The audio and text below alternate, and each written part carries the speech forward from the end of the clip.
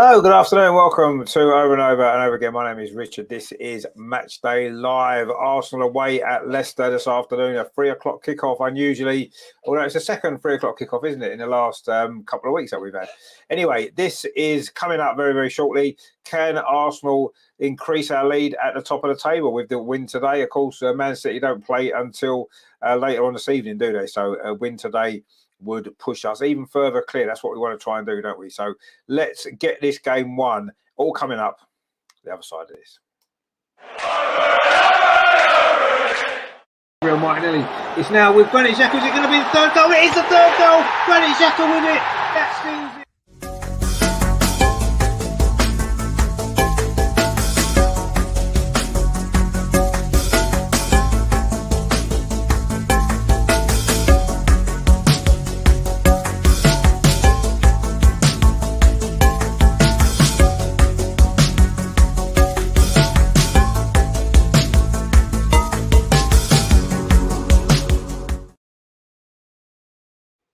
So this is it, the big game this afternoon. Leicester City against Arsenal from the King Power Stadium, where Arsenal have won on our last three visits here in all competitions, but we did lose the previous three before that. Now, we've got your team news in, quite interesting from Arsenal. So this is our Arsenal lineup for this game. In goal, Aaron Ramsdale. The back four, as expected, Ben White, William Saliba, Gabriel and Alexander Zinchenko. The three in midfield, again, pretty much as expected, Jorginho, Granit Xhaka and Martin Odegaard. But in the front three, there has been a change. So Saka's on the right, Trossard remains on the left, but it's Gabriel Martinelli playing as the centre forward today in place of Eddie Nketiah, who drops down to the bench.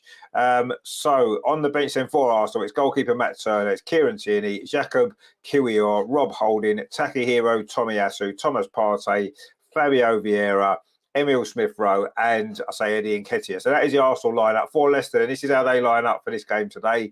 Danny Ward is in goal. Their back four is Timothy Castagna, Harry Souttar, Wout Faes, and Victor Christensen. In midfield, it's Kiernan Dewsbury-Hall, Wilfred Ndidi, and Dennis Pratt. And then up their front three, it's the Brazilian Tete, Harvey Barnes, and they'll be either side of Kelechi Iheanacho. On the bench then for Leicester, goalkeeper Daniel Everson. They've got Daniel Amati, Nampalys Mendy, Ricardo Pereira, Luke Thomas, Boubakary Samare, Yuri Tielemans, Jamie Vardy and Patson Dakar. So they are the lineups for this game today. Arsenal are wearing a home kit of red shirts and white shorts and red socks. Leicester, of course, will be in their home colours as usual, which is, of course, blue and white, all blue kit, obviously, with white trim. So this is the big game today. Big opportunity for Arsenal, obviously playing before Manchester City again. We've got the opportunity to get those 3 points and really put the pressure on Manchester City. We will be 5 points clear if we win this game, and then of course that means Man City are under pressure to beat Bournemouth, which they'll be massive favourites to do. But then having said that, they were massive favourites to beat Forest last week and they still managed to drop points. We've got a comment already in there from Bargav. He says, "Hey Rich, I'm hoping for a Martinelli goal." Yeah, Martinelli, it'd be nice to get a goal. Let's see what he can do as a centre forward actually, because he's not played in that position, has he, for a long time, and it's going to be interesting to see how he adapts. We know he's got the capabilities to play there, but the fact that Mikel Arteta hasn't used him there, despite the fact that, Gabriel Jesus has been injured. Eddie, we know, isn't the answer, and I'm surprised it's taken him this long, actually. So anyway, Bargab says there, my friend Stephen Featley is in a bad state. He would be over the moon with him scoring. No, yeah, I've heard about Stephen. Yeah, wishing him all the best. Obviously, hope he gets better soon. I know he's got some problems there, so I hope he's fine. But yeah, thinking of Stephen, of course, today. And actually talking of that, and there's a excuse me. Anyway, so we're going to be looking ahead to this game now. Arsenal have been warming up.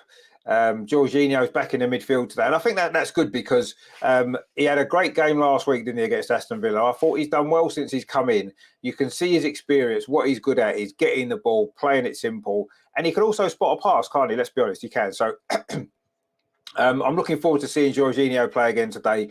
Leicester have been very hit and miss this season, haven't they? They've had some really, really good results. They've got goals in this team. Their front three are particularly lively, aren't they? They've got pace with Tete and with Harvey Barnes and Iheanacho. So it's going to be a very difficult game for Arsenal today. There's no doubt about that. We're going to have our work cut out. We're going to really have to work hard to get the win, as we had to last week at Aston Villa, didn't we? Coming from behind twice. And yeah, I'm not sure what to make of Leicester, actually, because I suppose it depends what Leicester turn up, isn't it? If they put in their best performance today, it's going to be really, really tough game for us, isn't it? We saw what they did to Tottenham here a couple of weeks ago, came from behind to win that game, wasn't it? 4-1 in the end. So they've got goals in them, and they won 4-2 at Villa Park, like we did actually recently. So yeah, it's a goal that potentially has got a game where it's potentially got goals in it, because we've got two teams that can score goals. We've been a little bit shaky at the back, haven't we, in recent games? You know, we've conceded 5 in our last 2, conceding a lot of chances now, a lot more than we were earlier in the season. It's the same people in the back four, so it's not like we've made loads of changes, and that's why. Anyway, we've Bargav says here, do you feel Jorginho is a unique player? Yeah, no, he is. It is. He's the player, and I said this when we bought him in January, that he's the sort of player that we needed, because he's got experience at the top level. He's played in the Premier League before. He's won trophies, big trophies, hasn't he? The Champions League he's won. He won the Euros with Italy, as we know, and he's a winner. And he's a very, very good player. And you can never have too many good players in your squad. And I was really happy that we signed him. I thought it was a sensible signing at the time, and that's been proved since he's come into the team. He's been really, really good. And last week against Villa, I thought he was outstanding. Bargo says his register style is very unique. Maybe we could get more out of him at Chelsea. Yeah, I mean, I thought he was okay at Chelsea, actually. He seemed to lose his way a little bit, obviously, towards the end. But, you know, he did okay for Chelsea. I always felt he was a hard player when we played against them. He was a good player in midfield. So I'm really pleased that we've got him today. And, you know, let's hope he can produce another good performance, because I say he's been a little bit off. You know, at Chelsea, as you said at the end, but he is a great player. We know he's a great player. And I just want to see him carry on growing in this Arsenal team. And his experience, I think, is going to be vital in this running for the title, because, you know, this is where it's not necessarily about how good you are as an individual player. It's not necessarily how good you are as a team. What it's about is it's about knowing how to win these games when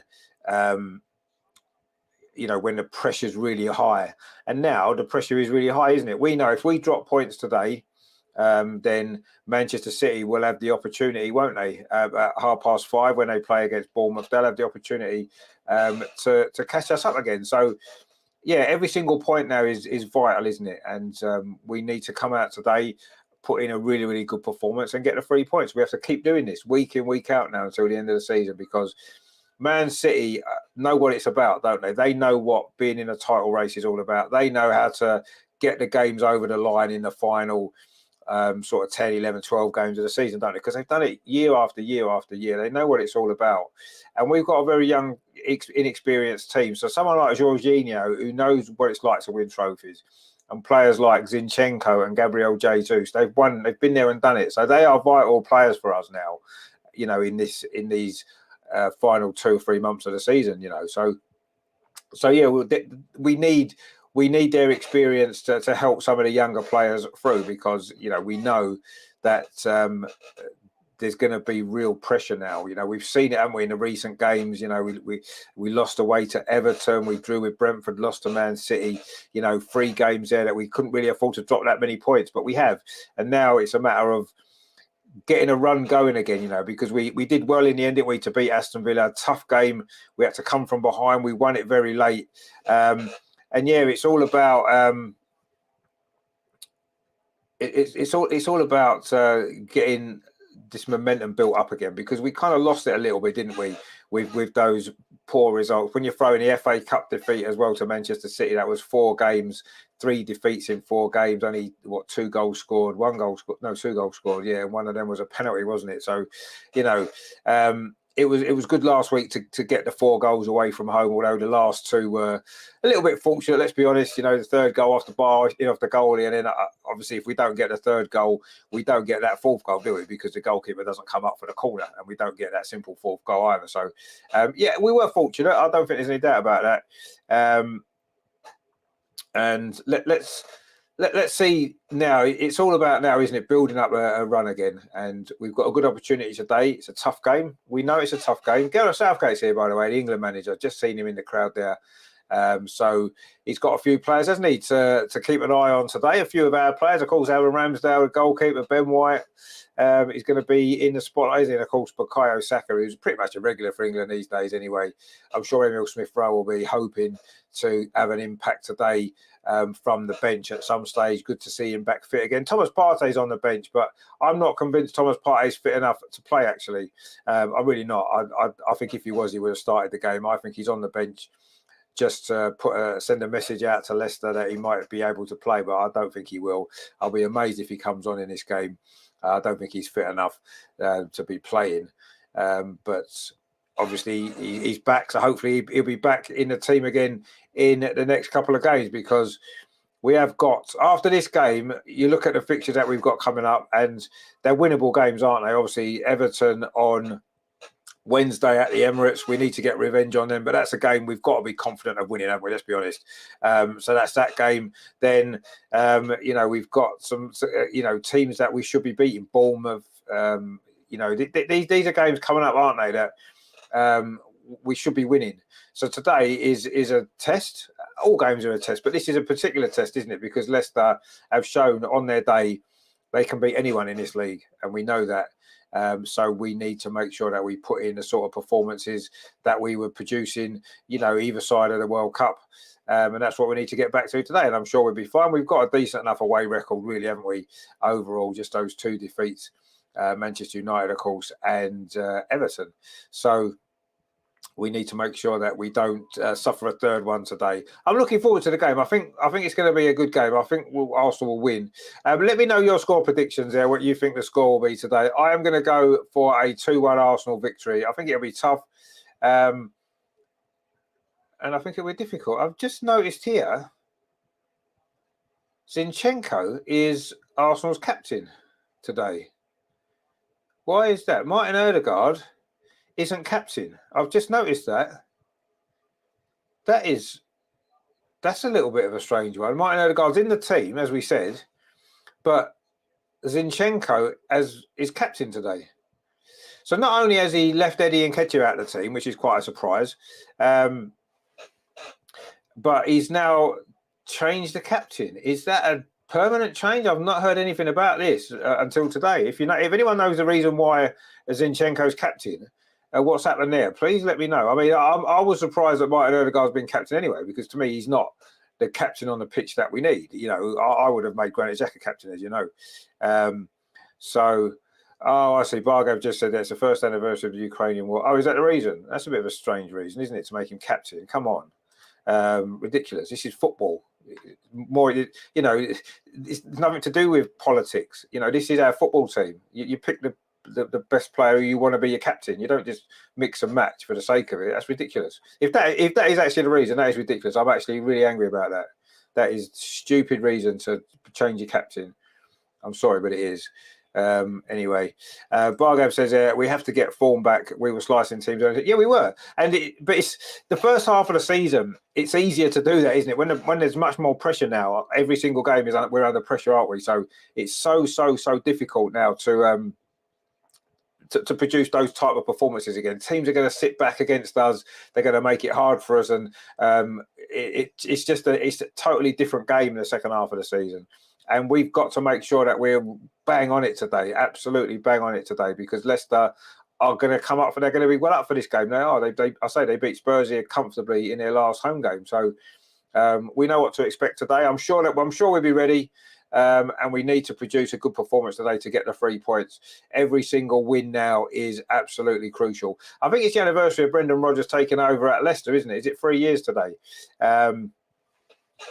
Bargab says, war is real, man. So many people struggling. I don't mind doing. No, of course it's real. But what I'm saying is, it's nothing to do with us as a football club, is it? It's a separate issue. And, you know, to make him captain on that reason, to me, is just not the right thing to do when it's football. It's nothing to do with that. You keep the captain as your captain. That's it. But anyway, I don't suppose it's that important in the overall scheme of things. It just seems a little bit stupid to me. But anyway, we are getting ready for the kickoff now. The teams are out. So Arsenal playing in red today, of course, the famous red and white shirts, red shirts with white sleeves, which is what we like to see. And Arsenal just doing their huddle here just before we get going in the kickoff. Aaron Ramsdale, the goalkeeper, was all in grey today. The two captains are doing the pre-match kind of pleasantries, if you like, in the centre circle. Wilfred Ndidi, of course, is the Leicester captain. So let's see what happens in this game today. Terry says, after Richards, another big game today, a must win. They're all must wins, mate, at the minute. Nice to see Trossard, Martinelli and Saka up top. Come on, the Magic Martinelli. Yeah, I mean, I know you and a few other guys on the show have been sort of wanting this front three, Saka, Martinelli and Trossard, for a few weeks now. So let's see what they can produce. I'm excited to see, actually, because, you know, Martinelli's not been given too many opportunities, has he, to play through the middle. And we know he can play there because he played there at the very beginning when he first joined Arsenal, didn't he? Anyway, he's going to be Arsenal to kick off. We'll be attacking the goal to our left in this first half at the King Power Stadium. Looks like a sellout crowd, as you would expect for this big game. The Premier League leaders, Arsenal, needing another 3 points if we are going to keep ourselves really put the pressure on Man City. That's what we need to be doing, don't we?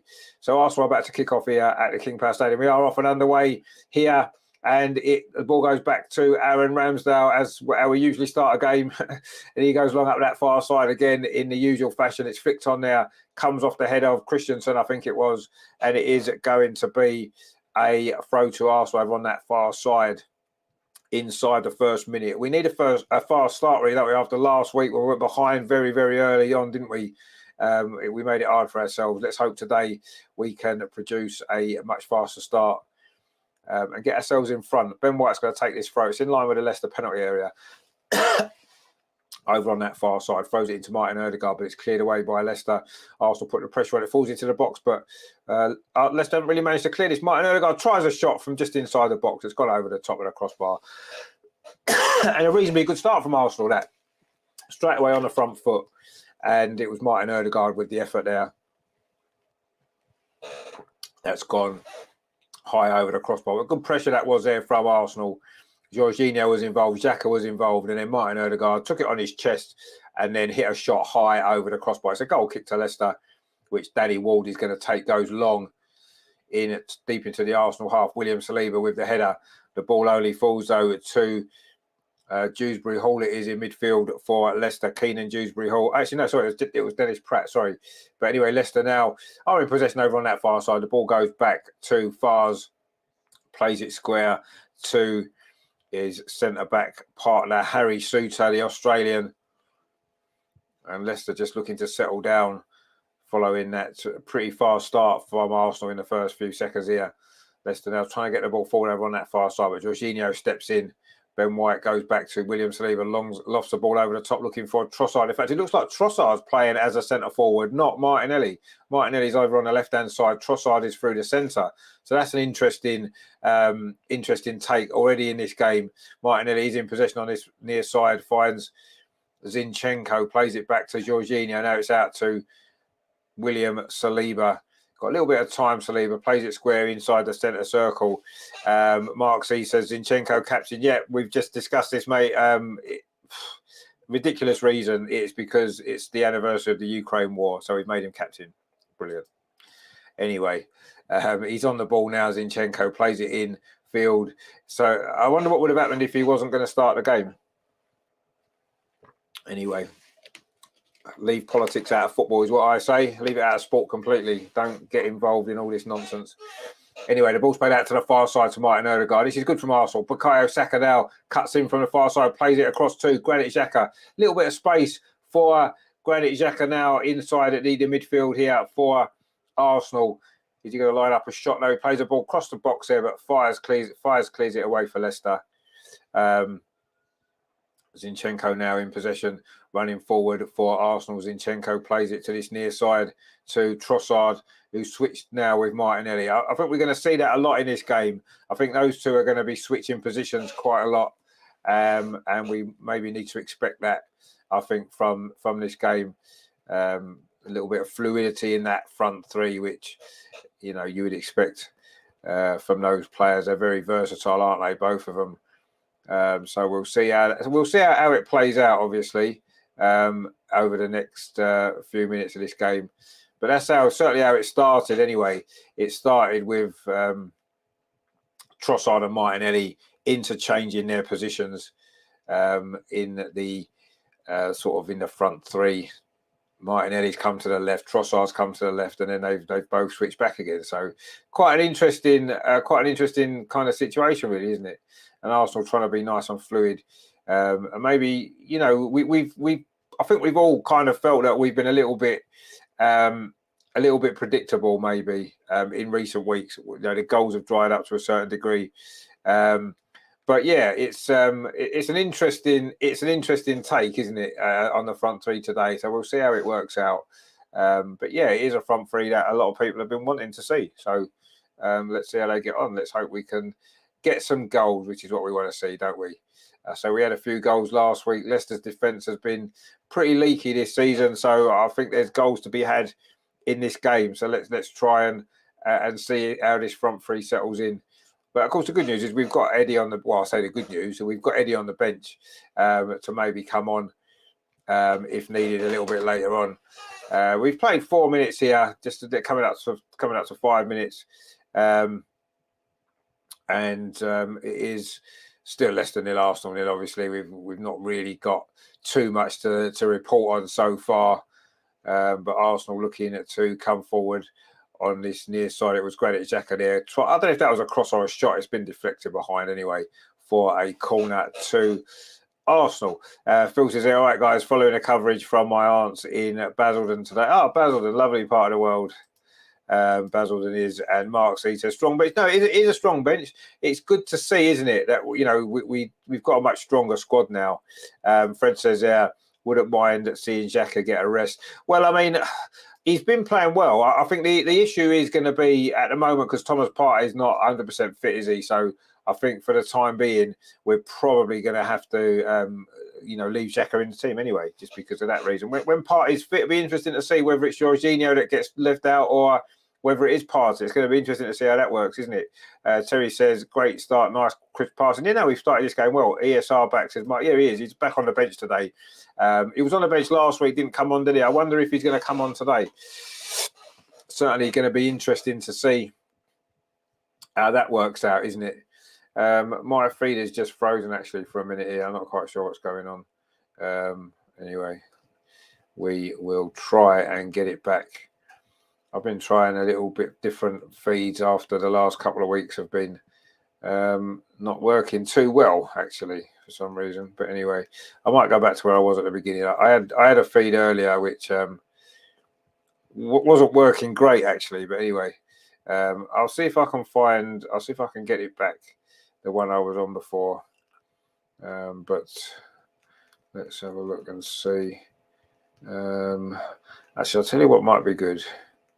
There's a lot of different options to try and watch the game on nowadays, so I'm going to try a couple of others because I wasn't happy with that one. It's just kept buffering and stuff like that. You don't want to see all that nonsense. Yeah, it's just madness. So let's see if I can find one that's going to work. Let's hope so. Because we want to watch this game. It's going to be good. We've got Rajendra in the chat there, my friend. Good to see you. Hope you're well. I'm just trying to find a better feed than the one I had because the one I had just wasn't really playing ball. I'm seeing if Dazan's got anything good on or not. But we'll see. Doesn't seem to be a lot going on Dazan at the minute, I'm afraid. They usually have it on, don't they, Dazan? It usually has the football on, but for some reason today they haven't. I was on Peacock Sport earlier, but the feed kept Santanta has a good feed. Oh, does it? Okay, let me see if I can find that one. Santanta. I don't know if I've got that one on here. Let's have a look. I'm not sure if I've got that one. Anyway, let's have a look what we can find. I'll go back to one I had before. I mean, it was sort of working. It was just buffering a bit. It was doing me nothing. Anyway, I'll go back to that one. Anyway, we're 8 minutes in, 8.5 minutes in. It's still 0-0.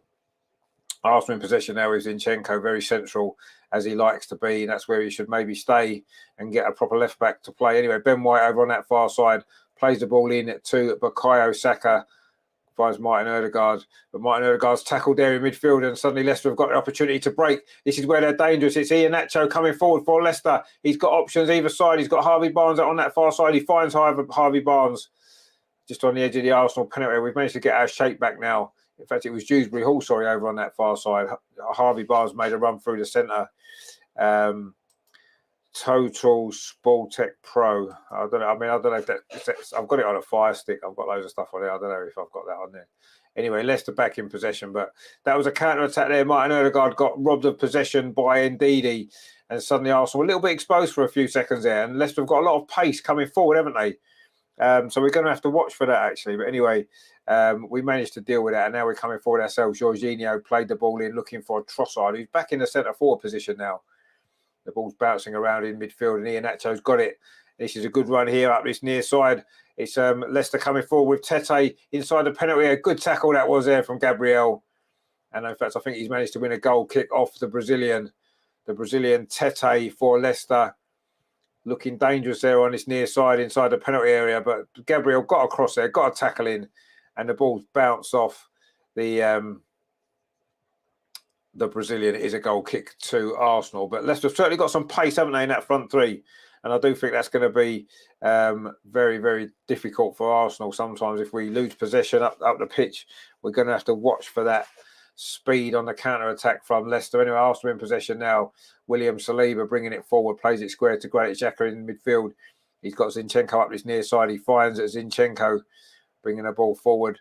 Plays it back though, Zinchenko back to Granit Xhaka again. Now it's inside the centre circle. Jorginho plays it out to the far side. Ben White. He's got Bukayo Saka outside and plays it infield instead to Trossard, who's dropped into the number 10 position. Martinelli now lays it off to Granit Xhaka. This is good from Arsenal. Zinchenko on this near side. Zinchenko cuts in field, plays it back to Granit Xhaka. Leicester have got a good shape here though. But anyway, Zinchenko's found a little bit of space just on the edge of the area. Finds Martin Odegaard on this near side. Whips it across towards the edge of the 6-yard box. Fires there across with the defensive clearance there to Belgium. Good defending there from Leicester in the end. But this is good play from Arsenal. William Saliba now plays it out to that far side to Ben White. And now it goes back to Aaron Ramsdale. But that's a good spell of pressure this from Arsenal. We're playing some good football here. But yet to really create a really big opportunity as yet, though. We've played 11.5 minutes. Granit Xhaka now in possession inside the centre circle, just on halfway. Finds Jorginho outside him. Jorginho now plays it up the line to Ben White, gets it back again. Now it's with Granit Xhaka, plays it square to Zinchenko. He's got a little bit of space to run into. He's going to try a shot. He plays it inside instead to Trossard inside the area. Trossard's shot's blocked again by Fires, and Leicester managed to clear it away, but not very far. Arsenal keep winning the ball back high up the pitch. This is really good play from Arsenal. William Saliba finds Bukayo Saka over on that far side. Now it's with Jorginho back again with William Saliba. Granit Xhaka now. Arsenal started this game well. 12 minutes played. Leicester 0, Arsenal 0. Granit Xhaka up this near side to Gabriel Martinelli. He's going to have a run at Castagna. Gets it back Martinelli. But actually, that wasn't a great play from Arsenal. And now Leicester can bring the ball away. That's good play in midfield from Dewsbury Hall. Bringing the ball forward. Actually, Pratt again. Sorry, I keep getting those two confused. It's with Dewsbury Hall now. He's got good hair, Dewsbury Hall, actually. He's gone on a run over on that far side. He's got the ball back again. Keenan Dewsbury Hall whips in across to the near post. Good defensive header that was there from William Saliba. It's going to be kept in by Tete on this near side. In fact, the referee has... no, he hasn't. I thought he'd blown for something then, but he hadn't. Leicester still keeping possession. Wilfred Ndidi plays it inside the centre circle to Fayez. It's out to that far side. Christensen, the Dane, plays it up the line. Finds Harvey Barnes and gets it back again.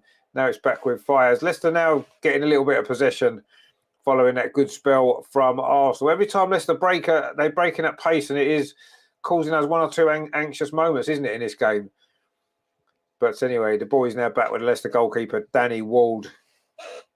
And Terry says, why is Martinelli playing left back? I thought Zinchenko was supposed to be playing there. Zinchenko just plays where he likes. He's Ukrainian. He can do what he wants this week. Anyway, Martin Odegaard now coming forward for Arsenal. Plays the ball square to Granit Xhaka. Just a little bit wider than he wanted. And the shot there is blocked. And Leicester can now bring the ball away again with Dennis Pratt, who's actually having a good game in midfield for Leicester, number 26. And that clearance there was struck Ben White. And it's gone out for a throw to Leicester over on that far side. 13.5 minutes played. It is Leicester 0, Arsenal 0. Arsenal been a much better team, but Leicester are looking dangerous on the counter-attack when they get the ball forward. We've certainly got to be alert defensively. Christensen with this throw over on that far side for Leicester. It's headed out there by William Saliba. It's going to be another throw at which Christensen again is going to take from this near side, from this far side, sorry. Looking for a bit of movement. That's not a great throw, but it may well find Kelechi, and that's how it doesn't. It's headed away by Granit Xhaka. Trossard battling away for the ball. It's going to be another throw to Leicester, which Christensen's going to take again. And Leicester just wanted to take the sting out of that Arsenal play there because we were just getting on top there, weren't we? We had a good spell, real quick passing, and we were pulling Leicester apart, but they've now had a better spell, but Arsenal back in possession. Granit Xhaka plays at the ball back to Gabriel, brings the ball forward for Arsenal. He did score in his fixture. Was it last season or was it the season before? I think it was last season, wasn't it? He got that header, didn't he? To give us a 1-0 lead. We won 2-0 last season. Smith Rowe was the other goal scorer. Bukayo Saka's just been fouled over on that far side by Christensen. And we reached the 15-minute mark. It is a free kick to Arsenal over on that far side. Just came through the back of him there.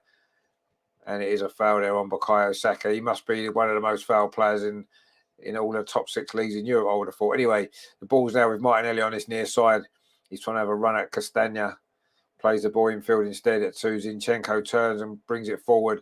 Lovely back heel from Trossard. Finds Martinelli on the edge of the Leicester penalty. There's a bit of space for Bukayo Saka over on that far side, but the ball was overhit. It has gone out for a goal kick. That was nice play again from Arsenal. Maybe trying to be a little bit too clever on the edge of the box, a little bit too intricate there. Nice little passing, but maybe we just needed a little bit more incisiveness there. And in the end, when Martinelli played that ball, it was overhit. Looking for Bukayo Saka over on that far side. Martinelli's been playing everywhere so far in this game. Left back, left wing, centre forward. He's been moved about a bit, hasn't he? But he's working hard for the team. It is a throw though to Leicester now on this near side, which Castagna is going to take. Throws it up the line, actually. That's a good run in behind from Dennis Pratt, who's certainly been lively in his opening 16 minutes to Belgium. There's a few Belgians on the pitch today, isn't there? You've got Castagna, we've got Fars at the back for Leicester, we've got Pratt, and of course we've got our own Leandro Trossard, of course, plus Yuri Tielemans on the bench for Leicester. So it's quite a few Belgians in the squads today. Anyway, Leicester are coming forward now. Iheanacho's just robbed though there by was it Trossard? It's going to be a free kick anyway to Arsenal there. Iheanacho with the foul. And we've played 16.5 minutes here at the King Power Stadium. Leicester 0, Arsenal 0. It's been a competitive game so far, but so far there's been no goals and not really too many big chances either on either side, actually. Leicester have been, quite dangerous on the break, but they haven't really tested Aaron Ramsdale as yet. And we've yet really to test Danny Ward either. He had some issues at the start of the season, didn't he, the Leicester goalkeeper? Seemed to be making a lot of mistakes. But he's certainly improved as the season's gone on, as have Leicester. They still haven't got themselves quite totally clear of the relegation zone yet, but they're certainly in a much better position now than they were before the World Cup. Arsenal now coming forward over on that far side. Bukayo Saka's got an opportunity there to get in behind that Leicester defence over on the far side. Is this going to be a moment for Arsenal to grab the lead potentially here at the King Power Stadium in what is a massive, massive game? The feed's just decided it's going to freeze just at that moment, which isn't great, is it? But Bukayo Saka now. Oh, hang on. My screen's just gone blank. Oh, that's not good, is it? I hope we didn't score. If we scored, I apologise. Let's see if I can get that back again. Me feed just disappeared on me. And now it won't work probably. Anyway, let's see if that was a goal from Bukayo Saka. He cut in from that right-hand side on the edge of the area. Rajendra just updated this area. He said Saka over the top. Oh, was it? Okay. My feed's definitely died. I don't know. Everybody else seems to be watching it all right, and my feed's not working. But anyway, they just showed a replay of that shot from Saka. It was well over the top, actually, wasn't it? Well over the top from Bukayo Saka. But it's another opportunity for Arsenal. We've had 2 or 3, haven't we? Martin Odegaard's fired one over. Saka's fired one over. And we've had 1 or 2 nearly moments, haven't we, in this opening sort of 20 minutes. And yeah, we need to be a little bit better with our finishing, don't we? Danny Ward with the goal kick for Leicester, but there's no Leicester player there. It falls to Jorginho, plays it up to Martinelli now. He's had a little run at the Leicester defence. He's got Trossard on this near side, Leandro Trossard. Martinelli again, those two have linked up quite well so far in this game. Zinchenko now plays it in to Trossard, lays it off to Martinelli, puts a cross in towards the far post. Saka was coming in, but it's good defensive header there from Victor Christensen. It's going to be a corner though to Arsenal. That was good play on this near side. It was there, Trossard and Martinelli linking up really well. Martinelli's cross, a decent ball actually towards the far post, but it was headed behind by Christensen. It's another corner to Arsenal. It's going to be Saka and Martin Odegaard have gone over to that far side to take this corner. Can Arsenal get the lead here?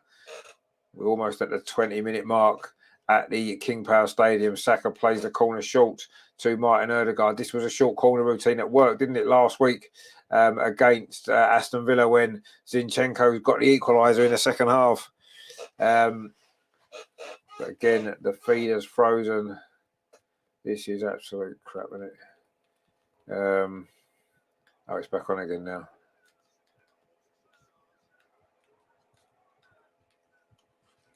But anyway, nothing came of that particular corner, and Leicester have managed to scramble the ball away. But again, my feed has froze. Arsenal's was Martinelli foul? Was it? Or was it not Jorginho? I've just got it's froze again. I don't know if it was Jorginho. No, it wasn't Jorginho. And Jorginho heads it forward, and it's headed a strange header there actually from Castagna back across the goal over on that far side as Martinelli was looking to get in behind that Leicester defence. But this feed is just doing my head in now. You know, it's just not working. It's not working. Let's have a look if I can find something else. I do know. Hang on, see if BN Sports has got one there. Martinelli was offside there anyway. I've got to have a look and see if BN Sports has got anything on because they're usually pretty good. They normally show the Premier League, don't they? So I'm going to have a look there, see if I can find another feed because my one has decided it doesn't want to play ball today. I don't know if it's just these 3 o'clock kickoffs. It was the early kickoff last week that we had problems with, wasn't it? And now it's not picking up anything. I'll tell you what I might do. I might come out of it completely and try something else.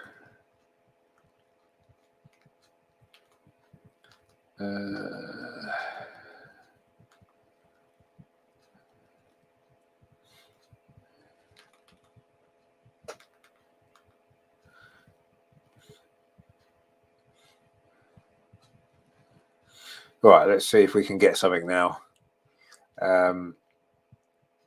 We might be in business now. Let's see. Let's see if this is any better.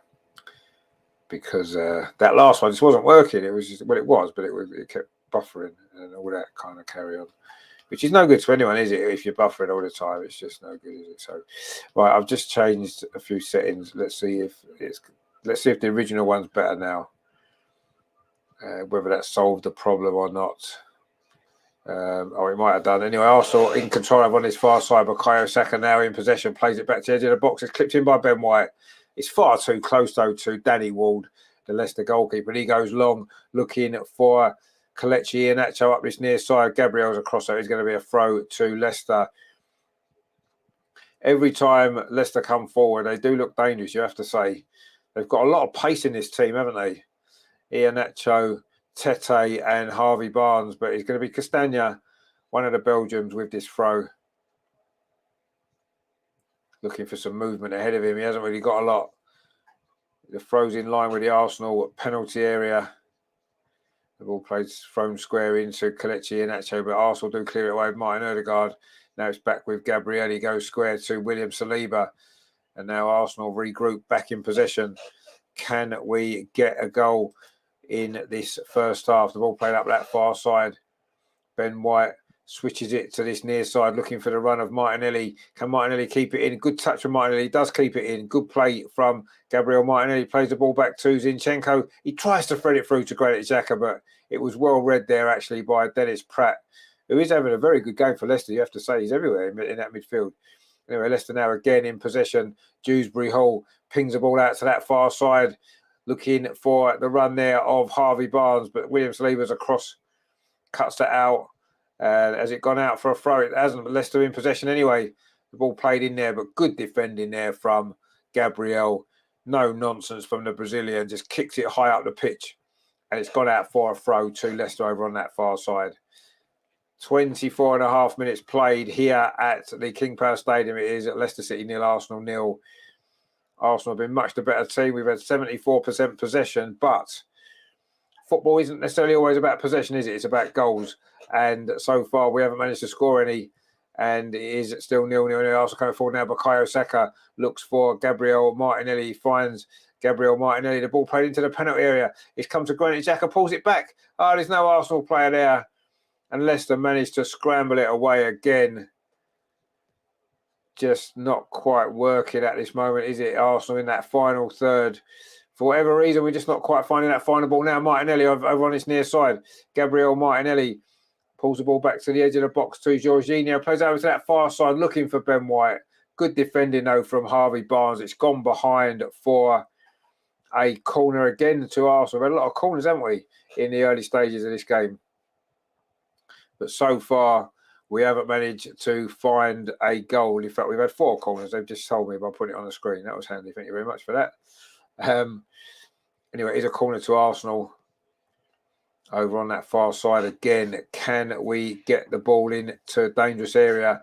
Are we going to play it short again, though, to Martin Odegaard? Ben White's in there looking for his first Arsenal goal, of course. Let's not forget. Saka with this corner towards the edge of the 6-yard box. Danny Ward gets a punch on it. Not particularly convincing. It comes out to Leandro Trossard. Can he get a shot away? Oh, he scored! Leandro Trossard from the edge of the box. He's playing as a centre forward today, and he's got himself the goal. Terry says there, Trossard, top corner, lovely finish. Indeed, it was a lovely finish. It's a brilliant, brilliant goal.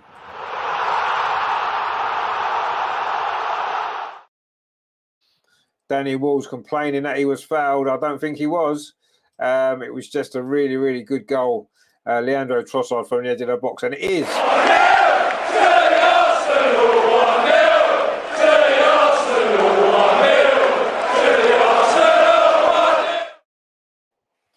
And Leandro Trossard's second goal for Arsenal. His first, of course, came recently, didn't it, against Brentford. In the last 3 o'clock kickoff, actually. Maybe 3 o'clock kickoff suit Leandro Trossard. He just moved the ball there onto his right foot and then curled it into the top corner. That is a brilliant, brilliant finish. There's no stopping that. And Rajendra says 1-0 to the Arsenal. Indeed, 1-0 to the Arsenal, which is what we like to see. As Steve says, good timing. You just joined us, mate. It was perfect timing. Oh, hang on. What's happening here? The referee is going over to look at the screen, is he? I'm not quite sure why. There's nothing wrong with that goal, mate. But he's coming over to look at the screen. The referee, it's Craig Paulson, by the way. And they're claiming a foul on goalkeeper Danny Ward, I think they are. By Ben White, was it? Or is Ben White holding on to the goalkeeper? Yeah, he is a little bit. I think this might get disallowed, actually. Oh, it's a great goal as well. You can't disallow it. I mean, he's managed to get a punch on it, the goalkeeper. But, yeah, Ben White has got hold of his hand. Oh, he's going to disallow this, isn't he? He's going to disallow this.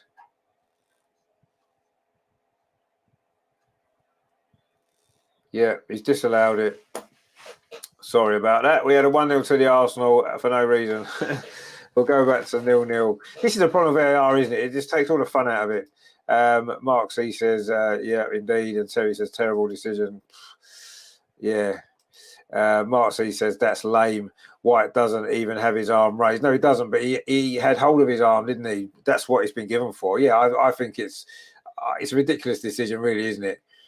I mean, has that stopped the goalkeeper punching that ball any further away? No, I don't think it has. Steve says, you're kidding. Unfortunately not. The goal's been disallowed. It's back to 0-0. Will that prove to be a big decision in this game? Arsenal probably deserved the lead, actually. And what a great finish it was as well. It seems a shame, doesn't it? Regardless of what the situation was, to disallow a strike that good does seem a little bit of a shame, doesn't it, in the overall scheme of things. But anyway, we'll have to come back again because, yeah, anyway, Leicester now, they're in possession. It'd be just our luck, wouldn't it, if Leicester were to score now after that. Rajendra says there, last year Brentford were allowed to get away with a worse foul in the game away from home. Well, yeah, but that's the thing with VAR. It changes its mind all the time, doesn't it? The way it referees the game, I don't really like it anymore. They don't need VAR. You know, it takes the fun out of it, doesn't it? Unless it's an obvious. It was supposed to be for obvious mistakes. That's clearly not an obvious mistake, is it? Because it was impossible to see what happened there. And if it's not obvious, then why would you disallow the goal? It just makes no sense to me. But anyway, that is a decision. The goal is disallowed. Leandro Trossard's brilliant strike has been ruled out, and we're back at 0-0 again. Rajendra says it's the biased refs. I don't think they're biased. I just think they're just terrible. I just think they're just terrible at their job. That's the biggest issue for me. I don't necessarily think that they are biased particularly. Oh, now Iheanacho's through. He looked offside. Kelechi Iheanacho's going through. Is he going to score? He has scored, but I'm sure he's going to be offside. Yeah, he is offside. He looked as though he was offside. The linesman's flag is up. See the referees there? You see, they got that one right, didn't they? That's going to always be the danger, though. Iheanacho in behind. Let's have a look at this, actually. It was a poor-headed clearance by Zinchenko. Oh, he is offside. He's about 2 yards offside, Iheanacho there. It was a decent finish, actually, from the Nigerian. But it is going to be a free kick to Arsenal. Rajendra says there, why are they mistakes versus Arsenal? Well, they're not, are they? You look at the Premier League, every week there's mistakes for all teams. You know, yes, we've suffered a few. We've had a few go in our favour, let's be honest, as well. It's not just always against us, is it? But we obviously care more about the ones against us. You know, Arsenal looking to come forward now. Leandro Trossard, he'll definitely want to get another goal, won't he? Martinelli now on his near side. Gabriel Martinelli just held up there briefly by the Leicester defence. He's still got the ball, plays it in to Trossard. Those two really are linking up well in this game. Martinelli plays it across to Jorginho. Plays out to that far side. So Ben White, that's a crossing towards the edge of the 6-yard box. It's cleared away. Arsenal appealing for a penalty there. We still carry on. I mean, I'm sure VAR are going to check it. It looks as though, was it Saka that was pushed there in the box? Mark C says there's Saka hauled to the ground. Yeah, it looks as though he might have been. Could be a penalty. We'll see. The game's still playing on. We might get the goal anyway. Martin Odegaard's shot is deflected. Arsenal still in possession. The ball hasn't gone out yet. So we're not going to see whether or not we're going to have a penalty quite yet. The game's been stopped now.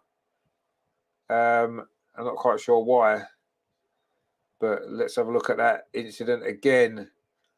It was a cross came in, and it looked as though it was a defender, Harry Souttar, slipped over, and as he slipped over, he kind of pushed Saka in the back. Terry says there, Penn, it's got to be if our goal was struck off. See, Saka's gone down quite easily there. Yes, what happened was Harry Souttar seemed to slip. And as he slipped, he fell into Saka, didn't he? And I don't know, Saka did go down a bit easily for me. But anyway, it hasn't been given as a penalty. The VAR check is over. And it would have been extremely soft, let's be honest. But no, as Terry, you're right. Maybe no more softer than that foul that was given for the goal that was disallowed. But anyway, Dewsbury Hall has just fouled Martin Odegaard. It is going to be a free kick to Arsenal on halfway. Martin Odegaard just got the ball stuck between his legs a little bit, and then Dewsbury Hall's come in. He'll feel he's won the ball there, actually. But when you come through the side or the back. Anyway, Steve says there, that's poor. Should have been a goal really for nothing. They took it off Arsenal. Well, yeah, I mean, he did kind of have hold of his arm a little bit, didn't he, Ben White? But has it really impeded the keeper? No, he's got a punch on it. I don't know. That's the sort of thing that VAR shouldn't be getting involved in. There's just no need. But of course, they do check every single goal, don't they?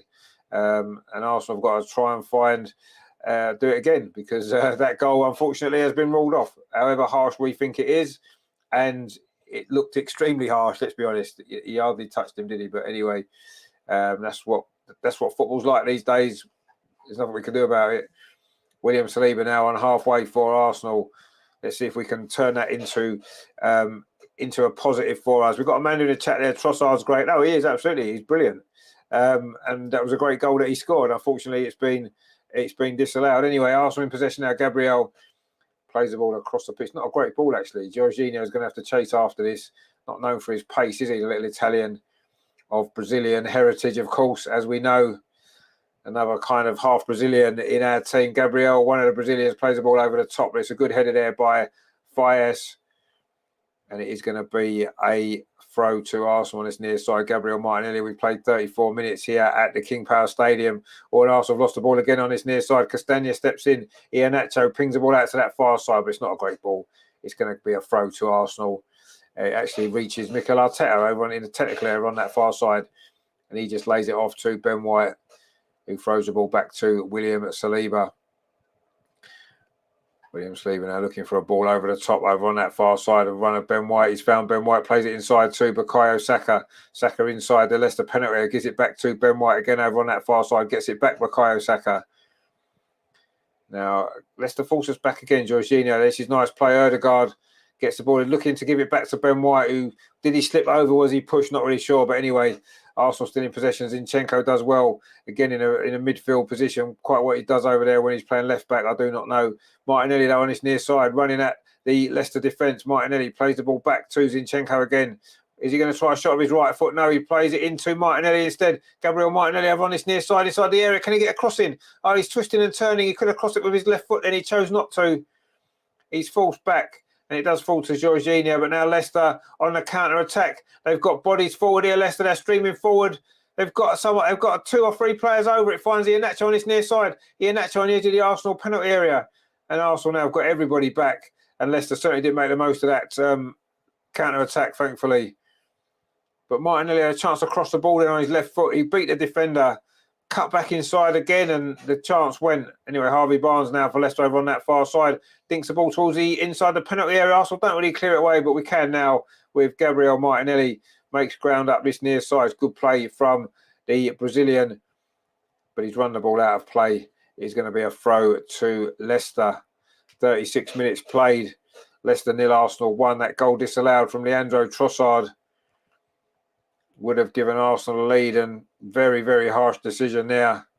But it was a great finish from Trossard. We need to see a bit more of that again now, don't we? We want to see him do that again, because that was not a good decision by the referee. Anyway, Leicester trying to come forward up this near side. But Zinchenko's there, finding his left-back position, clears it away from Tete. But Leicester pick up possession again. Iheanacho trying to get in behind Gabriel there, but Gabriel does well. Iheanacho's gone down, though, holding his face.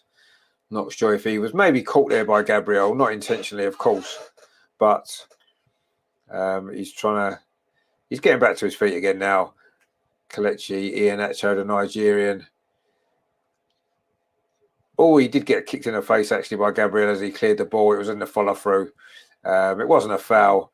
He's going to be okay, Iheanacho, the former Manchester City striker, playing more regularly these days for Leicester, isn't he? Terry says there, can someone screenshot that Zinchenko actually in the left-back position? It's very rare, isn't it, that he's there? He was there just a minute ago. He's there again now, actually. But Leicester are going to get a cross in from Castagna, but it's overhit. And Ben White is going to get across there to clear the ball away. He goes long, looking for Leandro Trossard, but the big, imposing figure of Harry Souttar, the Australian, wins that header. And Leicester now in possession. There's been 6 attempts from Arsenal, none on target. No attempts at all from Leicester. It just goes to show how this game's been played. But Leicester have looked dangerous going forward on the counter-attack. Gabriel does well, actually. A good tackle. But again, now Leicester coming forward. And then there's a foul there, is there, by Martinelli? There is, on Tete. And it's going to be a free kick to Leicester. And a yellow card, actually, for Martinelli as well. The first yellow card of the game, I think it is, isn't it? Tete there. And, yeah, he's clipped him from behind. It was a free kick. And whether it was worthy of a yellow card, Rajendra said there he fell on Gabby's foot. No, I mean, Gabby's come from behind him, hasn't he? And he did clip him. It is a free kick, though, to Leicester. It's a dangerous position, actually. Terry says that Dirty Martinelli got another yellow card. Reminds me of Roy Keane. Yeah, he's got a lot of yellow cards for doing very little, hasn't he? Anyway, this is a free kick for Leicester. We're going to have to defend this pretty well because this is a dangerous position, this, actually, for Leicester.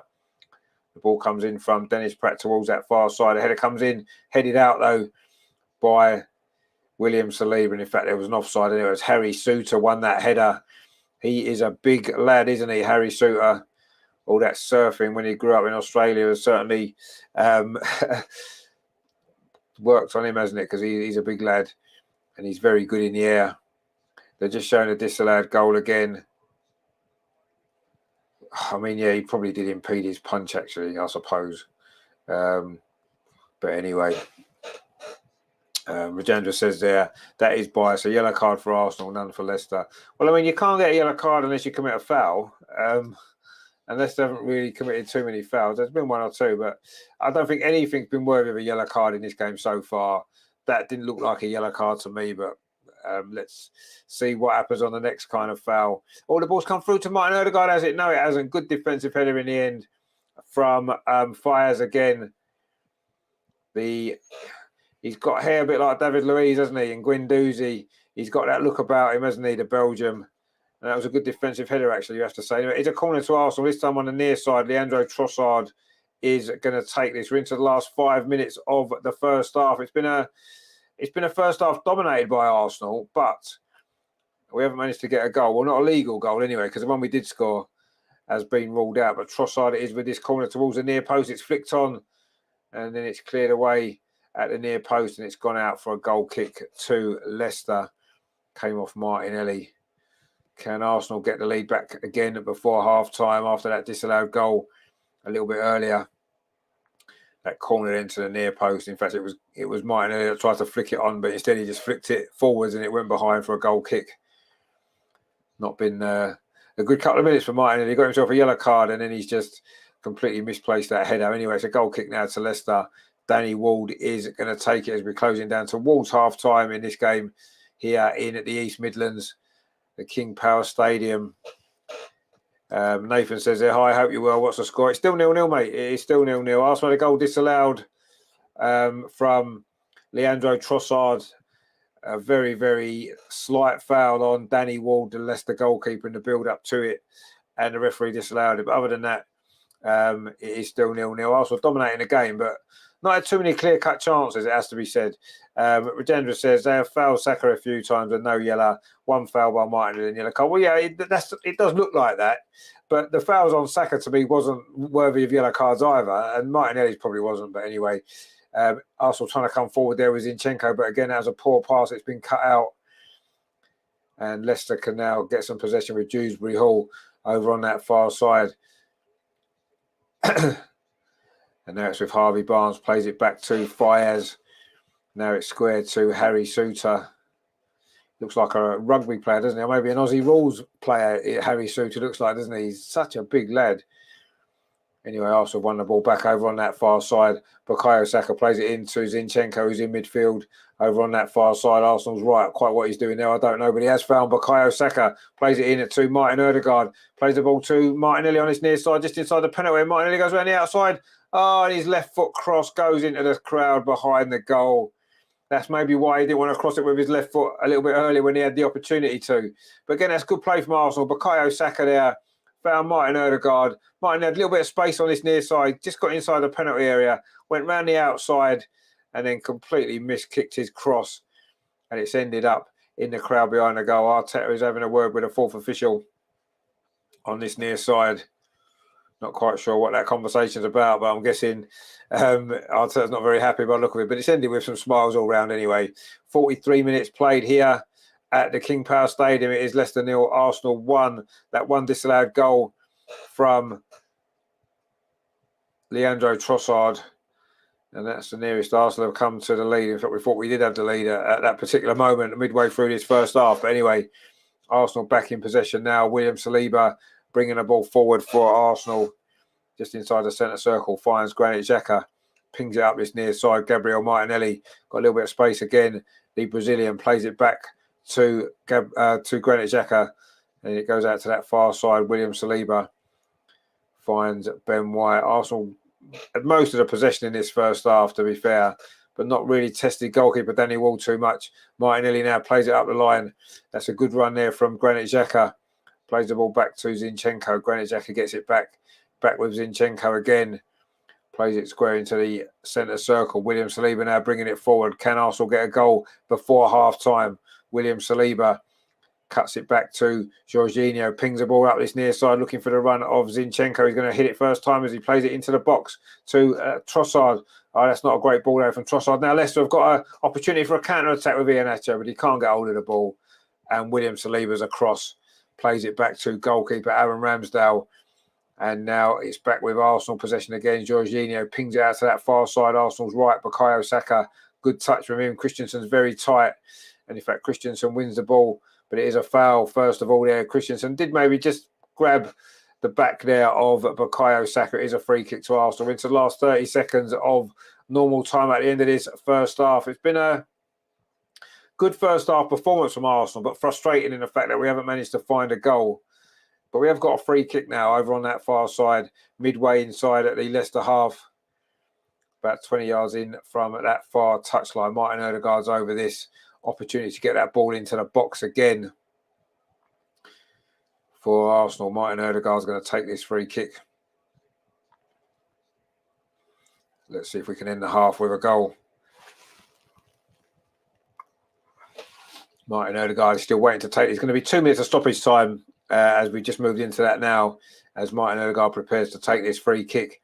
In fact, he's overhit it and it's run all the way through to Danny Ward, the Leicester goalkeeper. Not a great set piece that at all from Martin Odegaard. We know he's got much better quality than that. That was a poor ball, actually. Leicester now, though, trying to come forward themselves. Dewsbury Hall plays out to that far side to Christensen. Now it's with Fires. And it's back with Harry Souttar. It's a long ball forward up this near side, looking for Tete. He's not really been in this game much, has he? Tete, the Brazilian. We know he can be dangerous, but he's not really had the ball at all, has he? William Saliba now for Arsenal. We've played nearly a minute of the 2 of stoppage time. Looks like it's going to be a frustrating first half from Arsenal. We've dominated this game, but so far I haven't been able to get the goal. Not a goal that's been allowed to stand anyway. Let's deal with that attack, and they're trying to come forward themselves over on that far side. Nice little touch there from Harvey Barnes. Now Iheanacho played the ball forward. It's a good run by Harvey Barnes, but the ball's going to run through to Aaron Ramsdale just on the edge of the penalty area. And you can see what Leicester are trying to do. They're trying to use that pace on the wings, aren't they? Iheanacho's dropping deep to get the ball, and then he's trying to feed it to the wide areas. That's a long ball over the top looking for Martinelli. Fires is in there. He's done well, Fires. Takes it away from the goalkeeper, actually. But he got it away from Martinelli. That's a poor clearance. Only finds Leandro Trossard. Now it's with Granit Xhaka. Instead of trying to shot, he plays it square to Jorginho into the final 30 seconds of this first half. Jorginho again just clips the ball out to that far side. Can Ben White keep it in? No, he can't. It's going to be a throw to Leicester. John's in the chat. How you doing, my friend? He says, good afternoon, Richard. Terran all in the chat, just tuned in. How you doing, mate? Good to see you. We did have a goal disallowed. In fact, there goes a half-time whistle, just as we say that. It is Leicester City 0, Arsenal 0, but Arsenal did have the ball in the net midway through that first half. It was a great finish, actually, from Leandro Trossard from the edge of the box, curled into the top corner. Brilliant finish, but VAR told referee Craig Paulson to go and look at the screen because of a potential foul on the goalkeeper by Ben White. He did sort of have hold of the goalkeeper's arm. He did maybe impede him a little bit, but anyway, very harsh decision. The goal was disallowed. It was a great finish as well from Leandro Trossard, but the goal doesn't stand. It is Leicester City 0, Arsenal 0, and it's a shame for that goal because it was a brilliant strike, and it would have been Leandro Trossard's second Arsenal goal, and really well taken it was as well. into that top corner, but it doesn't count at all. Terry says there, can't believe we haven't gone in front at half time. Well, apart from the goal that was disallowed, we haven't had a shot on target. That's the reason why we're not in front. Because if you don't have shots on target, you're not going to score, are you? But we've played well. I agree. It was a good performance from Arsenal. Steve says they're watching you. Well, not much really, is there, mate? That's the unfortunate thing about it, really. But anyway, yeah, not the best first half that in terms of goal scoring, but certainly a good performance from Arsenal. We've moved the ball well, and although Leicester have been quite dangerous on the counter attack, we've dealt with that pretty comfortably so far, let's be honest. But we've still got a lot of work to do if we're going to get the 3 points here today. We need to find a way to get that ball in the net again, and this time without fouling the goalkeeper in the meantime. But yeah, it was unfortunate, that very, very harsh decision. But you know, we've seen them go our way, we've seen them go against us, and that one unfortunately went against us. But we're playing well. And I'm pretty confident that we can get the goal in the second half and go on to win this game. But we're going to have to be a little bit more clinical in that final third, aren't we? Some of our shooting's not been great. Yeah, that's been the big issue, hasn't it? The one shot we did have, the great shot we did have, wasn't given, was it? Which is a little bit of a shame. Anyway, I am going to get a cup of tea because it's half time. So I'll be back very, very soon for the second half. So stay with us, and we will be back soon. It is half time at the King Power. Leicester 0, Arsenal 1. A good Arsenal performance, but no goal to show for it. And we've got a lot of work to do still in the second half, aren't we? If we're to get these 3 points, massive 3 points they'll be, if we can find a way to get them. So yeah, we need another strike like Trossard's, don't we? And hopefully in the second half we'll get a goal or two, and we can win this game. But certainly isn't going to be easy. So stay with us. I'll be back for the second half very soon. I'm just going to grab myself a cup of tea, and we'll be back soon. Stay with us for the second half. Leicester 0, Arsenal 0.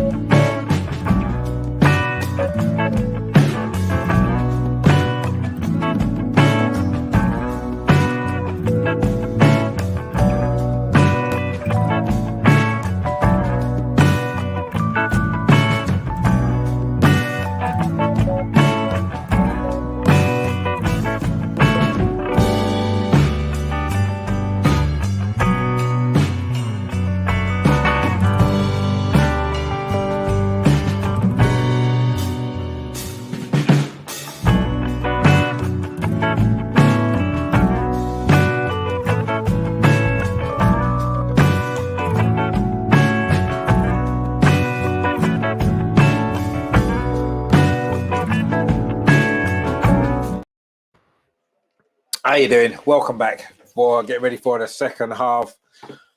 We've had a couple of comments coming there during that little break. Terry says, just making a drink. Anyone want a tea, coffee, hot chocolate? Ain't got no sugar. I don't have any sugar, mate. Just me cup of tea. Beautiful. But yeah, Terry's getting the teas in if you want one. Rajendra says there were some near chances. Leicester were able just because some putting us off a bit. Yeah, no, they defended pretty well, Leicester, actually, to be fair, which is good. Mark C says just got to mix it up a bit up front. Can't be constantly trying to thread the ball through the eye of a needle. No, you're right. We can't keep doing that. No, you're absolutely right. That seems to have been a big issue. Rajendra says there is some suggestion that there is racism in the refs as there are no black refs. I don't know where that's come from, really. I mean, stop saying that there needs to be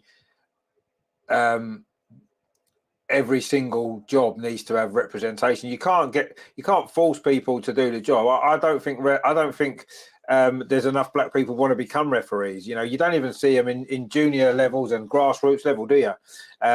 So clearly they don't. It's not because they've been stopped from doing it. I don't think they want to get into refereeing, and maybe it's because of the abuse and stuff like that. You know, I don't understand why anyone wants to be a ref, really. So I don't know. I don't think that they should be trying to make it into a racism issue. I just think that's not really. That's just a bit silly. I would say if that's what they're trying to do, I think it's not necessarily racism, is it? That's not the reason.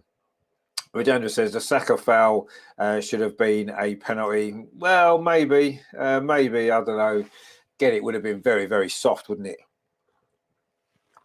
Very soft.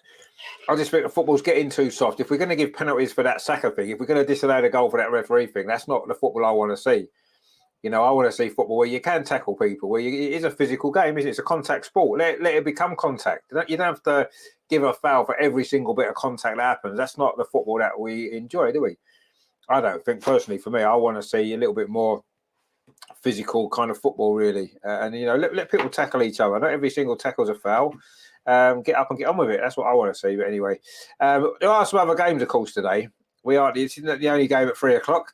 There are a few games. Let me have a look and see if we can get up to date with all the scores from around the Premier League.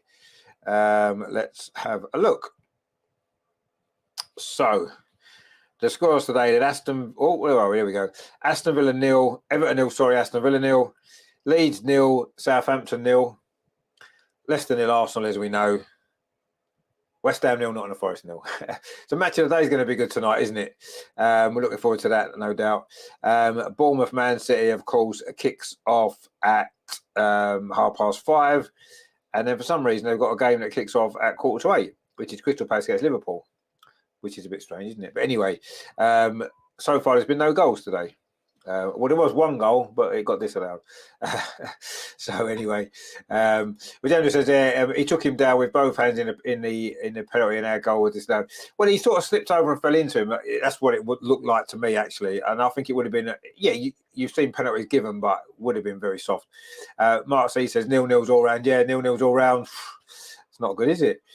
Nathan says, do you think we'll get to a point where fans will be able to listen to what they're saying in the VAR room? I don't know. I'd like that.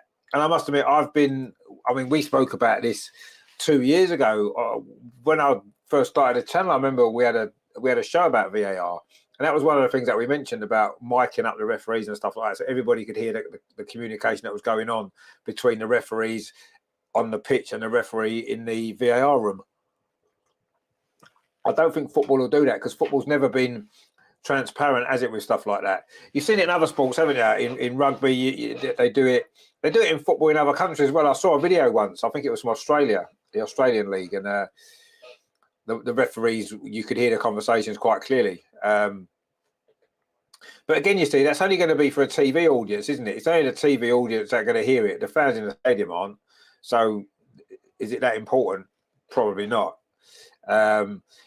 I would like to see referees maybe coming out afterwards and being forced to explain the decisions to the media and to everybody after the game, like managers and players are spoken to, interviewed, aren't they, after the game, press conference and stuff like that. The referee should have to, because they're as an important part of the game as everybody else, aren't they?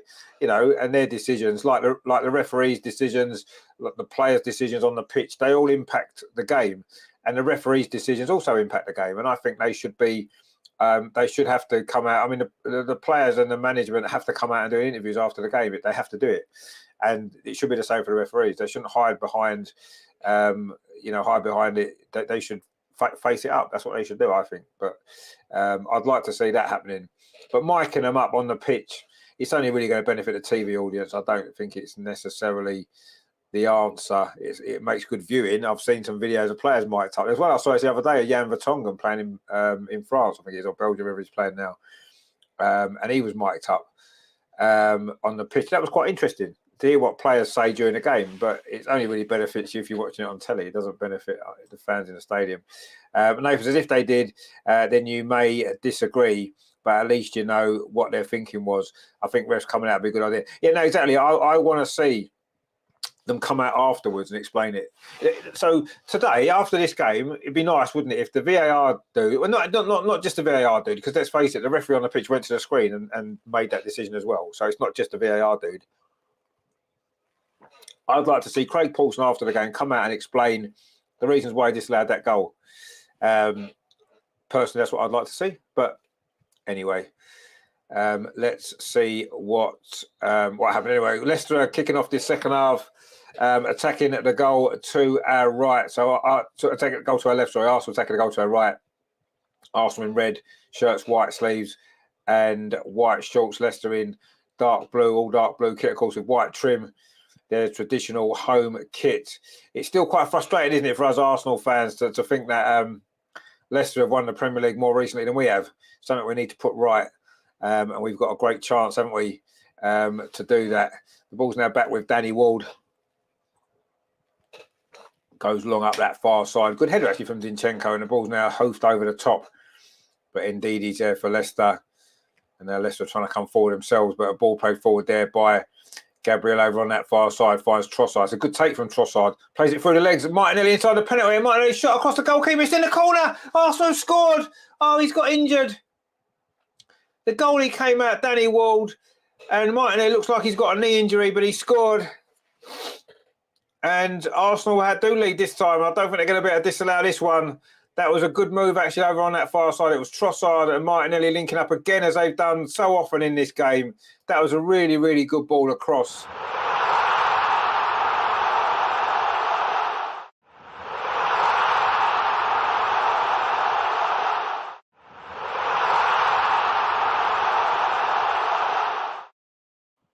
And Martinelli scored, but he's currently injured and gets some treatment on the pitch. Not able to celebrate the goal. A little bit frustrated for it. It was a really, really good goal. And this time it definitely is.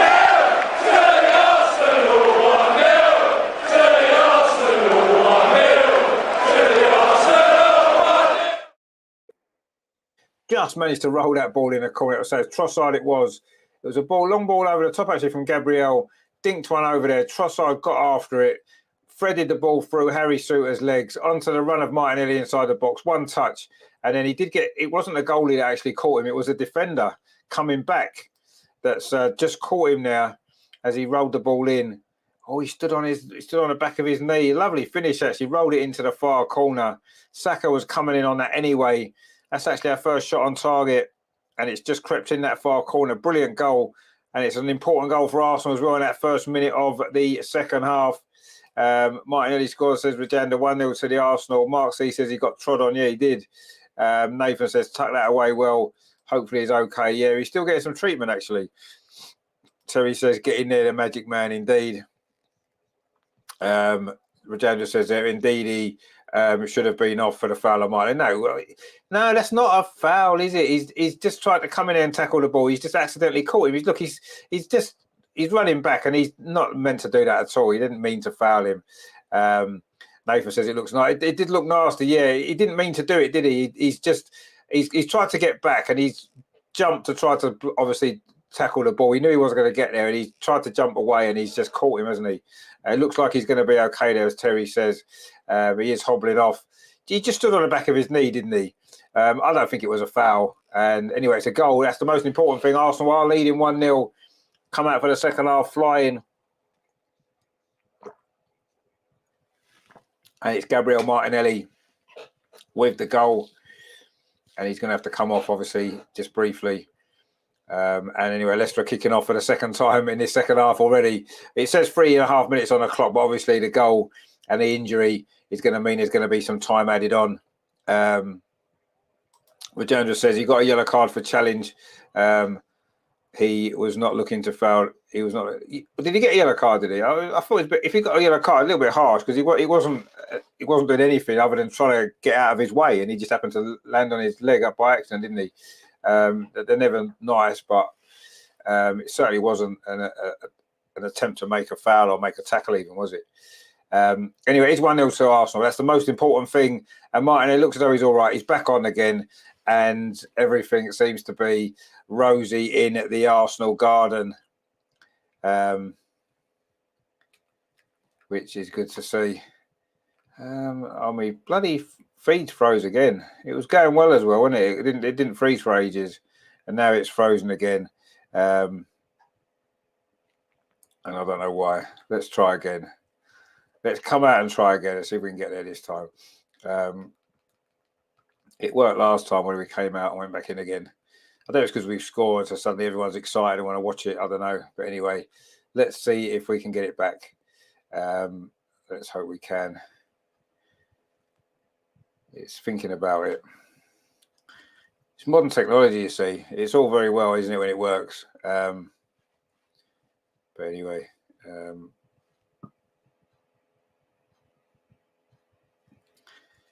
it's not working at the minute. So what we're going to do is I'm going to do what I did before. Go back into the system and try something else and see if we can get that to work.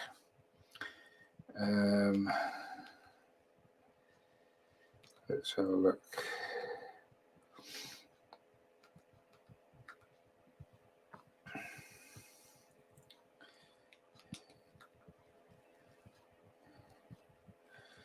Let's see if this works now. Let's hope so. Right, okay. So let's try it again. Last time I did this, it worked for like the rest of that first half. So let's hope we can do it now and it'll work for the second half, because that was starting to annoy me there.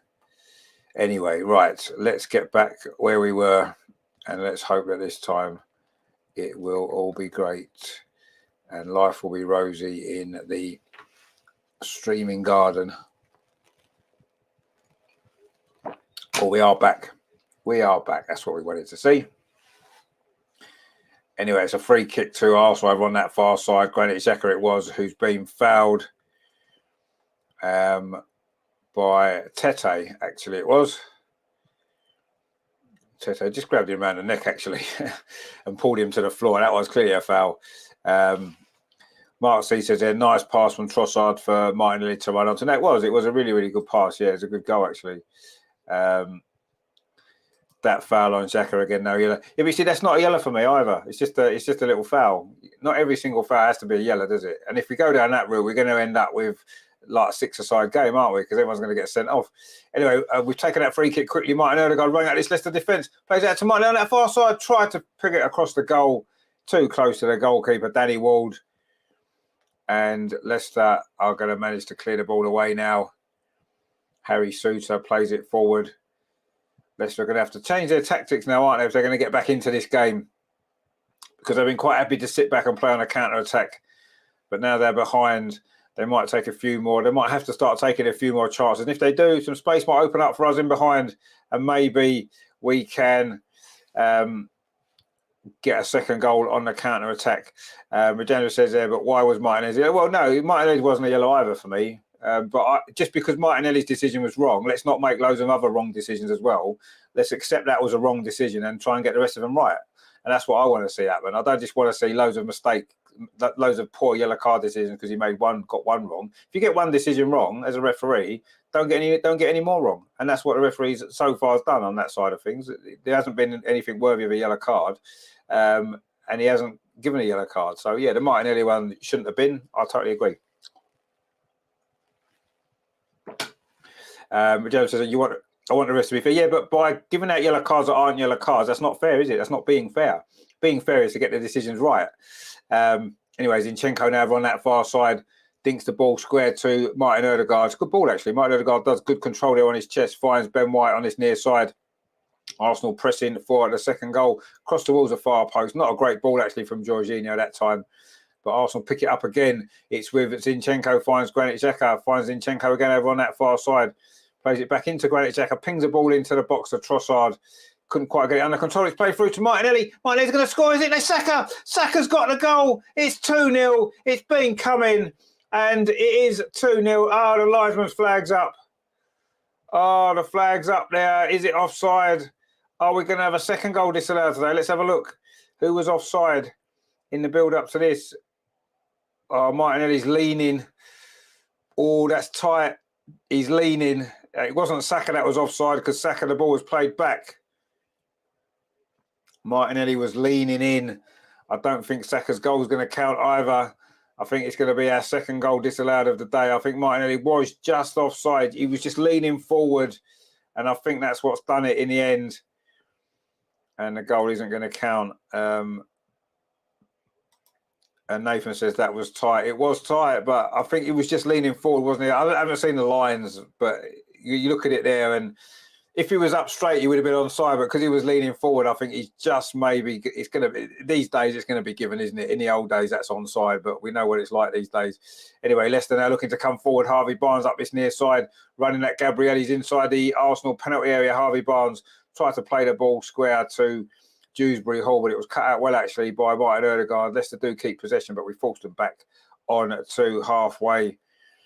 Rajendra says our disallowed goal was also a poor decision. Well, I mean, you could say it was a foul. It was he did have hold of his arm.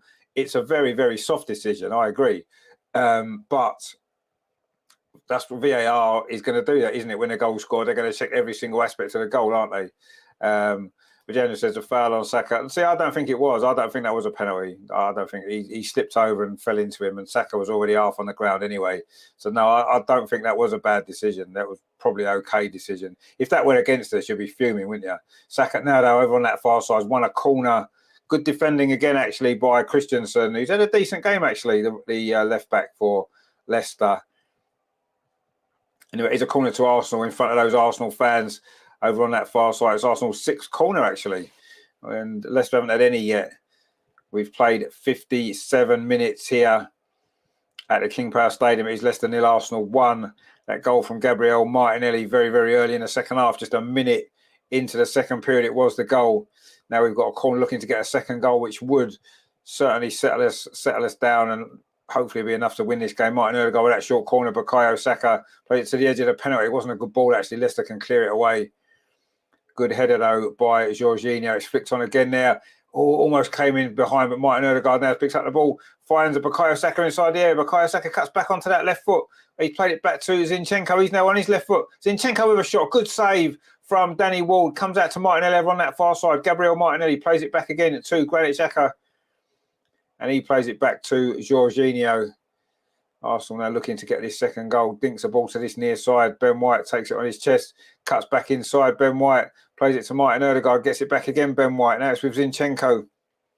I don't quite know what Zinchenko's doing playing on the right-hand side. Anyway, Jorginho now finds Zinchenko again. Zinks the ball over to that far side. That's a good ball. Granit Xhaka nods it down to Gabriel Martinelli, the Arsenal goal scorer.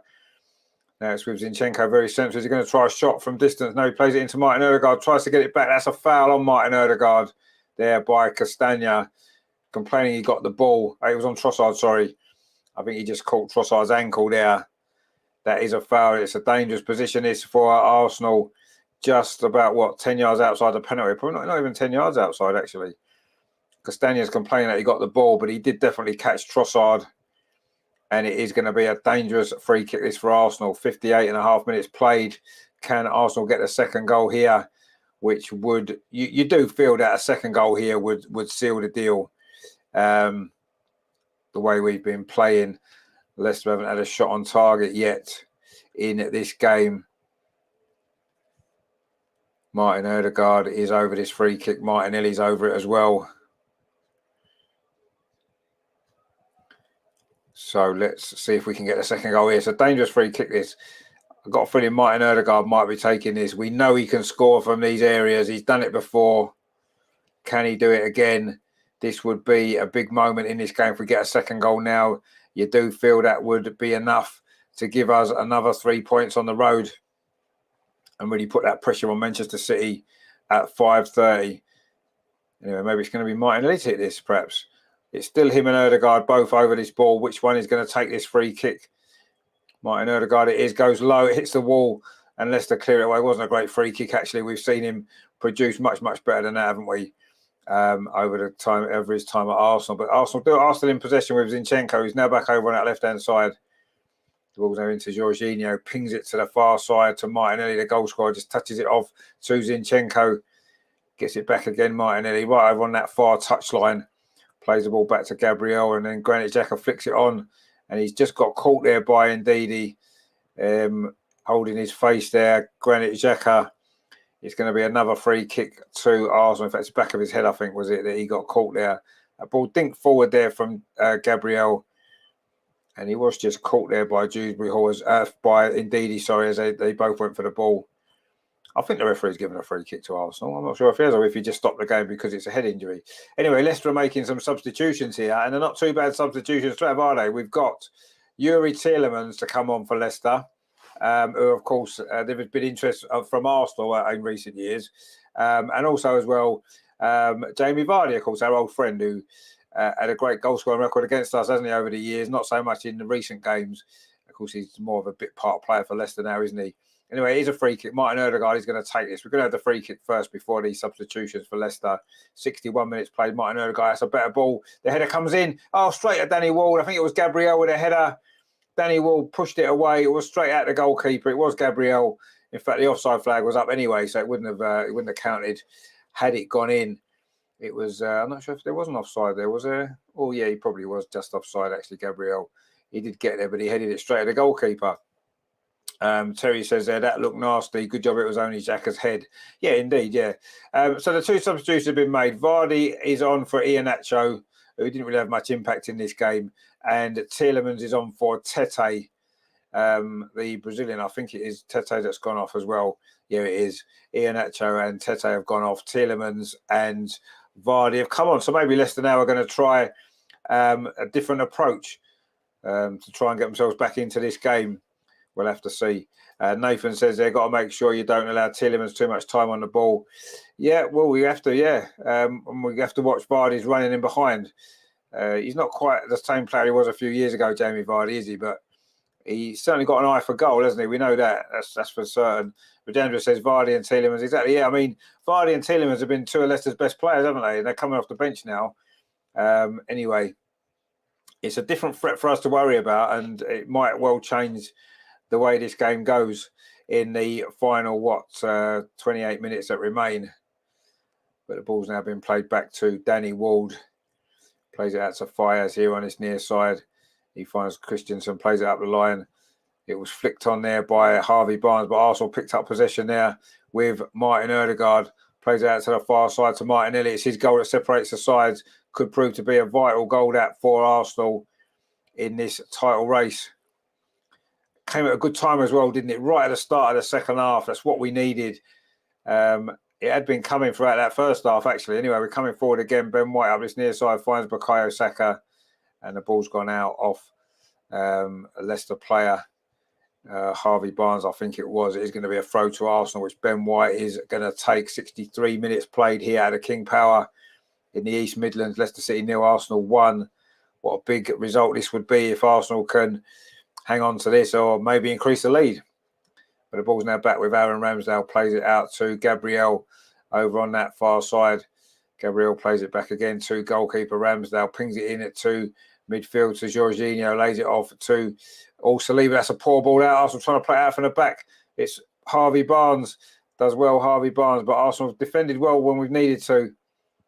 Dewsbury Hall now finds Christensen on his near side, dinks the ball over the top again for the run of Dewsbury Hall. He's gotten behind Dewsbury Hall. What's the cross like at the near post? Wasn't a bad cross, actually. Good defending it was there. I think it was Ben White, was it in there? No, it was Gabriel, I think it might have been, actually. No, it was William Saliba, actually, sorry, that made it was a great block there. No, it was Gabriel. It was a low cross there. It was a good play from Leicester, actually. It's the first time they've really got him behind it. It was Dewsbury Hall. He whipped the ball in towards the near post. Great defending from Gabriel. Jamie Vardy was just behind him, actually, and managed to scramble the ball away. Gemwell says there, Chelsea 11th. Well, yeah, they're having a good season, aren't they, for them? Brilliant. Terry says, Villa just gone 1-0 up, have they, against Everton? Wow. Everton are in trouble. And we, of course, play Everton on Wednesday night at the Emirates in what is technically a game in hand, isn't it? So a big night that is going to be at the Emirates for Arsenal. Opportunity. If we win this game, we could be going 5 points clear, or could be even more if Man City drop points today against Bournemouth. Not that you expect them to. Anyways, there's a free kick again to Arsenal on this near side. 65 minutes play, so it counts a midway point in this second half, and it is still Leicester City 0, Arsenal 1. That goal very, very early in the second half from Gabriel Martinelli, really well taken goal. He got injured in the scoring of it, but he's okay now, and he's played a big part in this victory. Well, lead, for Arsenal, not victory yet. Let's not get ahead of ourselves quite yet. There's still 25 minutes to play. Leicester now look like they're going to get the ball away, and Saka's committed a foul there. It's going to be a free kick to Leicester. And it's going to be Christensen to take it. He was a player that was fouled. The Danish left back for Leicester. Steve says they wouldn't write Bournemouth off, could draw. No, well, Bournemouth had a couple of decent results lately, haven't they? They've certainly picked up their form. Are they capable of getting a result against Man City? You're probably going to say no, let's be honest. I expect Man City to win that game, but I expected Man City to beat Forest last week and they didn't, did they? So who knows? We haven't won this game yet, though, have we? Look what happened to Man City last week. They were 1-0 up. They were in control of the game against Forest. And ended up conceding a late goal, didn't they? So we need to keep focused and concentrate unless we can get a second goal here. Trossard inside the box, showed nice feet, wasn't able to get his shot away, and now Leicester can get the ball forward. Harry Suter, that wasn't a good ball actually, and it's come back in towards Trossard again, trying to wriggle his way clear, but indeed he's done well there in tight space. But again, Arsenal picked the ball up. No, they haven't, because it's a free kick to Leicester just on the edge of their penalty area. I think, was it Trossard there who conceded that free kick? He's got some grey hair, Trossard, hasn't he? I know he's one of the older players in our team, but he's only, 28, isn't he? Not quite sure why his hair's going grey already, but anyway, maybe he should dye it. Makes him look a bit older than what he is. Anyway, Leicester are coming forward now. Christensen down his near side. Done well, actually, left back. Great run there, but Saka's just took the ball off him. Great tackle that was from Saka. In fact, it isn't a good tackle from Saka because the referee's given a free kick. So I want to have a look at that again, actually. Saka's shaking his head. It was a good run, actually, from Christensen. He's got past Saka. He carried on going, and then Saka's kind of got the ball, but I don't know. Anyway, it was a free kick to Leicester, which they've taken, but they haven't made much progress. In fact, Arsenal have won the ball back now over on that far side. Trossard's battling well. He's had a good game, Trossard, today, and he's won a free kick as well for Arsenal. Still yet to make a substitution, Arsenal. And yet we've got a strong bench today. Mikel Arteta is not using them yet. Just as we say that, Eddie Nketiah is just about to come on. I wonder who's going to go off, because Trossard's played well. Maybe Martinelli, because he has got a little bit of an injury since the goal. Anyway, Ødegaard finds Saka on this near side. Bukayo Saka, can he get a cross in? He goes around the outside, does well. Won a corner. Good play from Bukayo Saka. That's where we want to keep the ball. 68 minutes played. Harry Suter is complaining, and that's correct. Christensen's complaining that it should have been a goal kick. Let's have a look at the replay. No, it definitely is a corner, mate. And it is going to be a corner on this near side. Can Arsenal get a second goal now, which would surely seal the victory? And an impressive performance from Arsenal. It's been overall. It's going to be Saka with this corner for Arsenal. He's going to in-swing that with his left foot. He does towards the near post. It's headed out by Jamie Vardy, actually, I think it was, but I haven't really cleared it away. Gabriel in possession over on that far side, trying to wriggle clear. Can he get a cross in? Gabriel, he does. Fires it off the Leicester player as he... No, he hasn't. It's going to be a goal kick to Leicester. And we may well see Eddie Nketiah entering the game very, very shortly. He was just getting ready. In fact, he's going to come on now. And it is going to be Trossard to go off. Trossard had a decent game today, worked hard, got a great goal in the first half that was ruled out rather harshly, as we've said. But he played well today, Trossard. He worked hard. He ran his socks off, and he's now going off to be replaced by Eddie Nketiah. So you would imagine that Martinelli's going to go back over to that left-hand side. It was Trossard that set up the goal. Him and Martinelli linked up well today, and that's a good sign for the future. Gareth Southgate is in the crowd, as we said before. Can Eddie Nketiah impress him? He doesn't really impress too many of us, but anyway. Leicester, though, coming forward now over on that far side, but that ball's going to run out of play. It is. In fact, it's gone out of play. It's going to be a throw to Arsenal in front of the dugouts over on that far side. So Eddie's on for these last 21 minutes. And can he get himself a goal? He has scored in this stadium before. He scored in a Carabao Cup tie a couple of years back now. I think it was 2020 when we won 2-0 in one of the early rounds of the Carabao Cup. And he did get a goal that night, which was another good Arsenal performance, actually. Very similar to the performance today in terms of domination. And we just need to get the second goal, though, to seal the deal. Terry says there, just knew Arteta couldn't keep Eddie off the pitch for too long. No, of course not. He had to bring him on, didn't he? Anyway, else coming forward now. Martin Odegaard. Is just going to be the moment for the second goal. Martin Odegaard running at that Leicester defence. But, he tried to do too much. He had an option on. We had two options on. He had Eddie on his left and he had Saka on his right. He tried to do too much and the ball ran away from him. And that's what frustrates me about Martin Odegaard. It really does. Because he just doesn't, sometimes he doesn't release the ball quickly enough. He wants to do too much. Anyway, that was a long clearance there from Aaron Ramsey. That's gone all the way through to Danny Ward, the two goalkeepers playing their own little game there briefly. But Harry Souttar now brings the ball out for Leicester.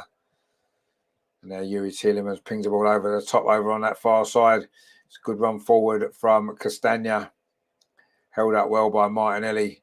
The ball played inside though to Dennis Pratt, who's had less influence in the second half than he did in the first half for Leicester. He was very strong midfield performance from the Belgian, but he's faded out of the game a little bit. But Leicester now, they've been miles away from Arsenal in this game, but they've won the ball back now. Indeed, it is coming forward for Arsenal. Now they're going to have a chance with Dewsbury Hall. Tries a shot from distance. Oh, it's just wide. Did it get a touch on the way? Dewsbury Hall thinks Ramsdale saved it. I don't think Ramsdale did save it. That was a good strike, though, actually, from Dewsbury Hall. That's Leicester's first shot on target. Again, it's Zinchenko getting caught in possession. Indeed, it was. Found Dewsbury Hall. He's put under pressure from Martin Odegaard. Curled it round the outside. It was never curling enough, though, to get into that far corner. Ramsdale was across. I don't think it did get a deflection on the way. And it is a goal kick to Arsenal. But Leicester, it must be Leicester's first shot on goal. We've played 72 minutes. It just goes to show. In fact, it is their first attempt at goal. We've had 10, but only 2 on target for Arsenal, which is disappointing because, of course, the disallowed goals, of which there's been 2, don't count as shots on target, do they? Because they're disallowed. So we've only had 2 actual shots on target, which was the goal, of course. And it was a shot from Zinchenko, wasn't it, in the second half, which Danny Ward produced a save. Granit Xhaka's won the ball back. And again, a bit sloppy play, actually. Jorginho was that time. That's a ball played over the top, looking for Jamie Vardy, but Gabriel's there with a clearance away. Eddie Nketiah now coming forward for Arsenal, but loses the ball, and Fayaz can come out with it for Leicester, who are playing themselves into trouble, actually, but Castagna's done well and plays the ball out to that far side. Leicester now with Tielemans. That's a long ball over the top again. He's done that a couple of times, Tielemans. This time it's Dennis Pratt. Oh, that's a poor cross, though. It's over here. In fact, it's gone behind for a goal kick to Arsenal. But Tielemans is starting to get on the ball a little bit more, isn't he, in that midfield and pinging those passes. And suddenly Leicester are looking a little bit more of a threat than they have been. We've played 73 and a half minutes. Terry says there, West Ham doing something City couldn't beat in Forest 2-0. Yeah, every game's different, isn't it? Every single game is different. You can't look at the games and look at other results. Every game's a different experience, and West Ham desperately need to win, don't they, for their own personal gains in terms of their relegation battle. But yeah, we've still got to play Nottingham Forest away, haven't we? Anyway, Jorginho's just been fouled. Arsenal trying to play it out from the back, and Jorginho almost caught in possession there by Dewsbury Hall. He's a good young player, isn't he, Dewsbury Hall, actually? He could be, obviously we said Gareth Southgate's here in the crowd. Maybe he could be looking at trying to get himself into the England squad, Kiernan Dewsbury Hall. He sounds like a 1920s footballer, doesn't he, from back in the day, Kiernan Dewsbury Hall. But he is a very good young player, actually. He's got a big future ahead of him, I think. And yeah, possibly an England call-up may well be waiting for him at some stage. Anyway, it's a free kick to Arsenal, which Aaron Ramsdale's going to take about 15 yards outside the Arsenal penalty area. Plays it short to Saliba, gets it back again. Leicester pressing a little bit higher up the pitch now in this second half with a game to chase. There's, 16 minutes to play. Eddie Nketiah heads it back there to Zinchenko. Again, Arsenal playing it out from the back, almost getting caught, but in the end, Gabriel goes long. But Leicester do pick the ball up with Harvey Barnes. Plays the ball forward again to Dewsbury Hall. Tries to play it on down the line, back to Barnes. And suddenly Leicester have got a little bit more aggressive in the tackle now. They're certainly getting on top. John says there, Moyes' job safe for another week. I think he'll be all right, Moyes. I don't think they'll sack him yet. Steve says this season is so close, anyone can beat any team. Just got off 5% off and you can be beat. I wouldn't even say 5%, 1%. If you drop 1%, you could lose a game in this league. Terry says, sounds like somewhere you go and visit. Not quite sure what that's referring to. Anyway, oh, you mean Dewsbury Hall? Oh, right, yeah. I suppose it does really, doesn't it? Just his name reminds me of an old-fashioned footballer, that's all. It's the sort of name that he used to get, didn't you, back in the day, in the 1800s or something. Anyway, yeah, but it does sound like a national park place, doesn't it? Let's go and visit Dewsbury Hall. Anyway, Leicester in possession, but in their own half, so they're not really threatening too much. But they've kept themselves in this game despite them being dominated for much of it, and now they're coming forward themselves. Jamie Vardy's hardly had a kick, actually. He's not going to get a kick there either because it was good defensive play there from Gabriel Martinelli. Finds Aaron Ramsdale, and he just plays it off to William Saliba, gives it back to Aaron Ramsdale again. And Arsenal playing it out from the back and inviting pressure onto us. And that clearance there from Gabriel was closed down by Jamie Vardy, who, despite not being the player he was, is still up for a game, isn't he? Giving everything as always. Leicester making some more substitutions now. Dennis Pratt's going off. We did say he'd faded a bit out of the game in the second half, so he's going to be replaced by Patson Dakar, who is can be a dangerous player actually. So another attacking change for them, and it is Wilfred Ndidi's gone off for Solmare as well. Boubakary Solmare's come on for Leicester. So they've made 4 changes in this game. I haven't made any yet. Maybe we're doing okay as we are. We are winning 1-0, which is the main thing, isn't it? John says their Arsenal youth team playing well. They are playing really well in the semi-final of the Youth Cup. Good game against Cambridge the other night at the Emirates, wasn't it? A 3-2 victory. Steve says there, need to score. We can't get a draw. Well, I mean, we don't need to score, do we? We just need to stop them scoring, I suppose, and then we win, don't we? But Terry says, Gooner, Declan Rice just put West Ham 3-0 up. I think he's going to Chelsea, if I'm honest. But anyway, we'll see. Leicester coming forward again now. Surely that's offside from Harvey Barnes. It is offside by Harvey Barnes, and it will be a free kick to Arsenal. But Leicester have certainly looked a lot more dangerous in these last 10, 15 minutes or so, haven't they? Since they made the substitutions, got Vardy and Tielemans on, they've come out of their shell a little bit more. They're attacking a bit more. Although they still haven't had a shot on target, just that one effort from Dewsbury Hall, which went wide about 10 minutes ago, is their only effort at goal in this game. So Leicester haven't looked like getting an equaliser, but if you watched the Nottingham Forest Man City game last week, it was a very similar game, wasn't it? Nottingham Forest had one shot on target inside the last 5 minutes, and it gave them a point. So we certainly can't rest on our laurels in this game. Eddie Nketiah on this near side has won a throw for Arsenal, which Ben White is going to take. Redendra says we have subbed Nketiah on. Yeah, we did. Yeah, about 10 minutes ago, maybe. Steve says there, like to check Chelsea's books, not City's. Well, check them all of them. Chelsea have kind of done it in a clever way, though, haven't they, by offering these long contracts and whatever. So it kind of beats that FFP, doesn't it? So they probably haven't done anything wrong, actually. Not now, maybe in the past, possibly. But anyway, we'll see. Jorginho's just been clumped there by Jamie Vardy. And when you've been clumped by Jamie Vardy, you certainly feel it. And Jorginho's holding his head. Not quite sure. Jamie Vardy's saying he ran into him, but Vardy put himself there to be ran into, didn't he? Let's be honest. Jorginho is off the pitch, though, so he might not have to stop the game. But Jorginho did well, actually, in a tight space. And then Jamie Vardy's come across. There's nothing in that, really, let's be honest. John says there, we'll take the win, but with so much possession, Arsenal need a player with a scoring touch. I mean, to be honest with you, at this point in the season, going away from home and winning the game is all that matters. Whether we win 1-0, we win 2 or 3-0, doesn't matter. Let's just keep winning the games. And if this finishes 1-0, that's job done, isn't it? We're not going to be able to win every game 1-0. But I think the clean sheet's quite important because we have been conceding a lot of goals, haven't we, in recent weeks? And maybe a clean sheet today could show that sort of defensive solidity that we're going to need over the coming couple of months or so. So that's a positive thing, isn't it? But yeah, it'd be nice to get a second goal just to make us all relax and feel a little bit more comfortable in the game. But we're into the last 10 minutes. It is still Leicester 0, Arsenal 1, but Leicester coming forward again. And again, it's Dewsbury Hall on this near side.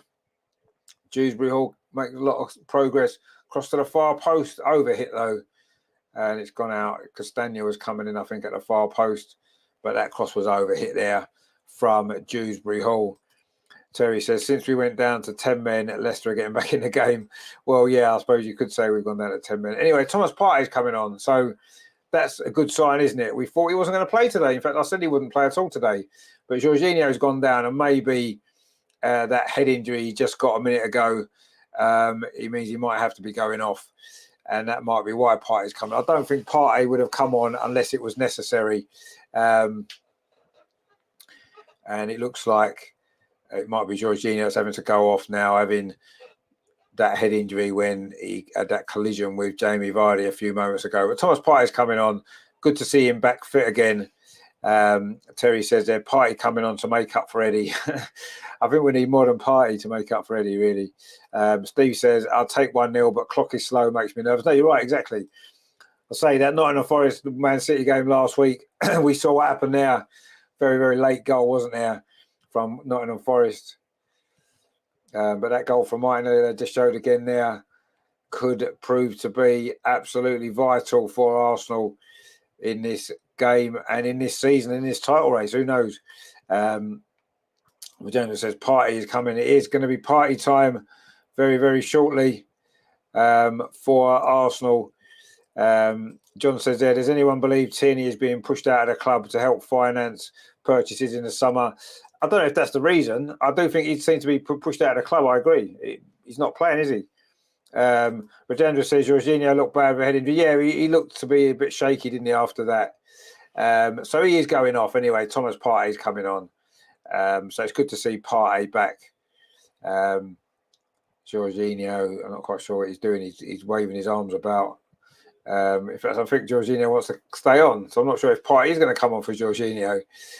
We're just about to find out. But anyway, Leicester are coming forward over on that far side with Patson Dakar, but it's going to be a throw to Arsenal. And now we do see the substitution. So we'll see who it is coming off. In fact, it's Martin Odegaard that's coming off. It isn't Jorginho. Martin Odegaard's coming off today. Not his greatest game. He does seem to come off nearly every week, though, doesn't he, Martin Odegaard? Which for a captain of the club is quite surprising, isn't it? Your captain normally plays unless they're injured.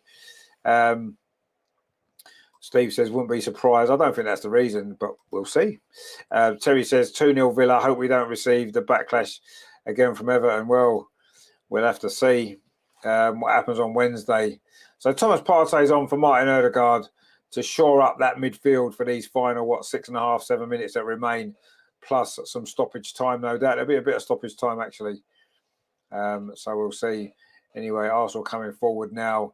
Eddie Nketiah on the ball, Plays it to Ben White on this near side. Ben White held up briefly there. Plays the ball up the line, looking for Eddie Nketiah, but he was offside. And it's going to be a free kick to Leicester inside these last 10 minutes now. Terry says, well, 4-0 West Ham. Well, there you go, you see. That's football for you. We've still got to go to West Ham, you know. Anyway, it's going to be Danny Ward with his free kick for Leicester. 6 minutes to play, 6 minutes of normal time left. Can Arsenal hang on to this 1-0 lead? I mean, hang on is perhaps the wrong term because Leicester aren't really putting us under any pressure too much, but they've had one or two moments, haven't they, without really threatening a goal. And Arsenal have won a throw now on this near side. And Leicester making their final change of the game. It is going to be Castagna's going off for them. And it is going to be Ricardo Pereira going on. So another more attacking change, isn't it? Although he plays in the same position, he's a much more attacking player, isn't he? With right back. John says Jorginho's playing well for Arsenal. He is. He's playing really well. He's played well since we've signed him. He's been brilliant. Steve says Everton cost my multi. Couldn't beat Villa. Well, don't bet on football. That's my advice. Because it's so unpredictable, isn't it? But anyway, Arsenal hopefully can get the victory that we did predict an Arsenal win, didn't we? We thought it'd be a tight game. We thought there wouldn't be many goals in it, and there isn't. So far, we're into the last 5 minutes. Xhaka there has just been fouled, as he by Tielemans. Just holding his head there. A couple of headers there. Yeah, he maybe got an arm in the back of their head, didn't he? Which isn't good. But Tielemans has gone down as well. John says there that was a 6-pointer for West Ham. It was, indeed, it definitely was. But they've only got 3. But I understand the point. Mark says a few sloppy passes now as the game gets more physicality to it. And also as well, because we're not making the substitutions, are we? So our players are getting tired because they put a lot of work in.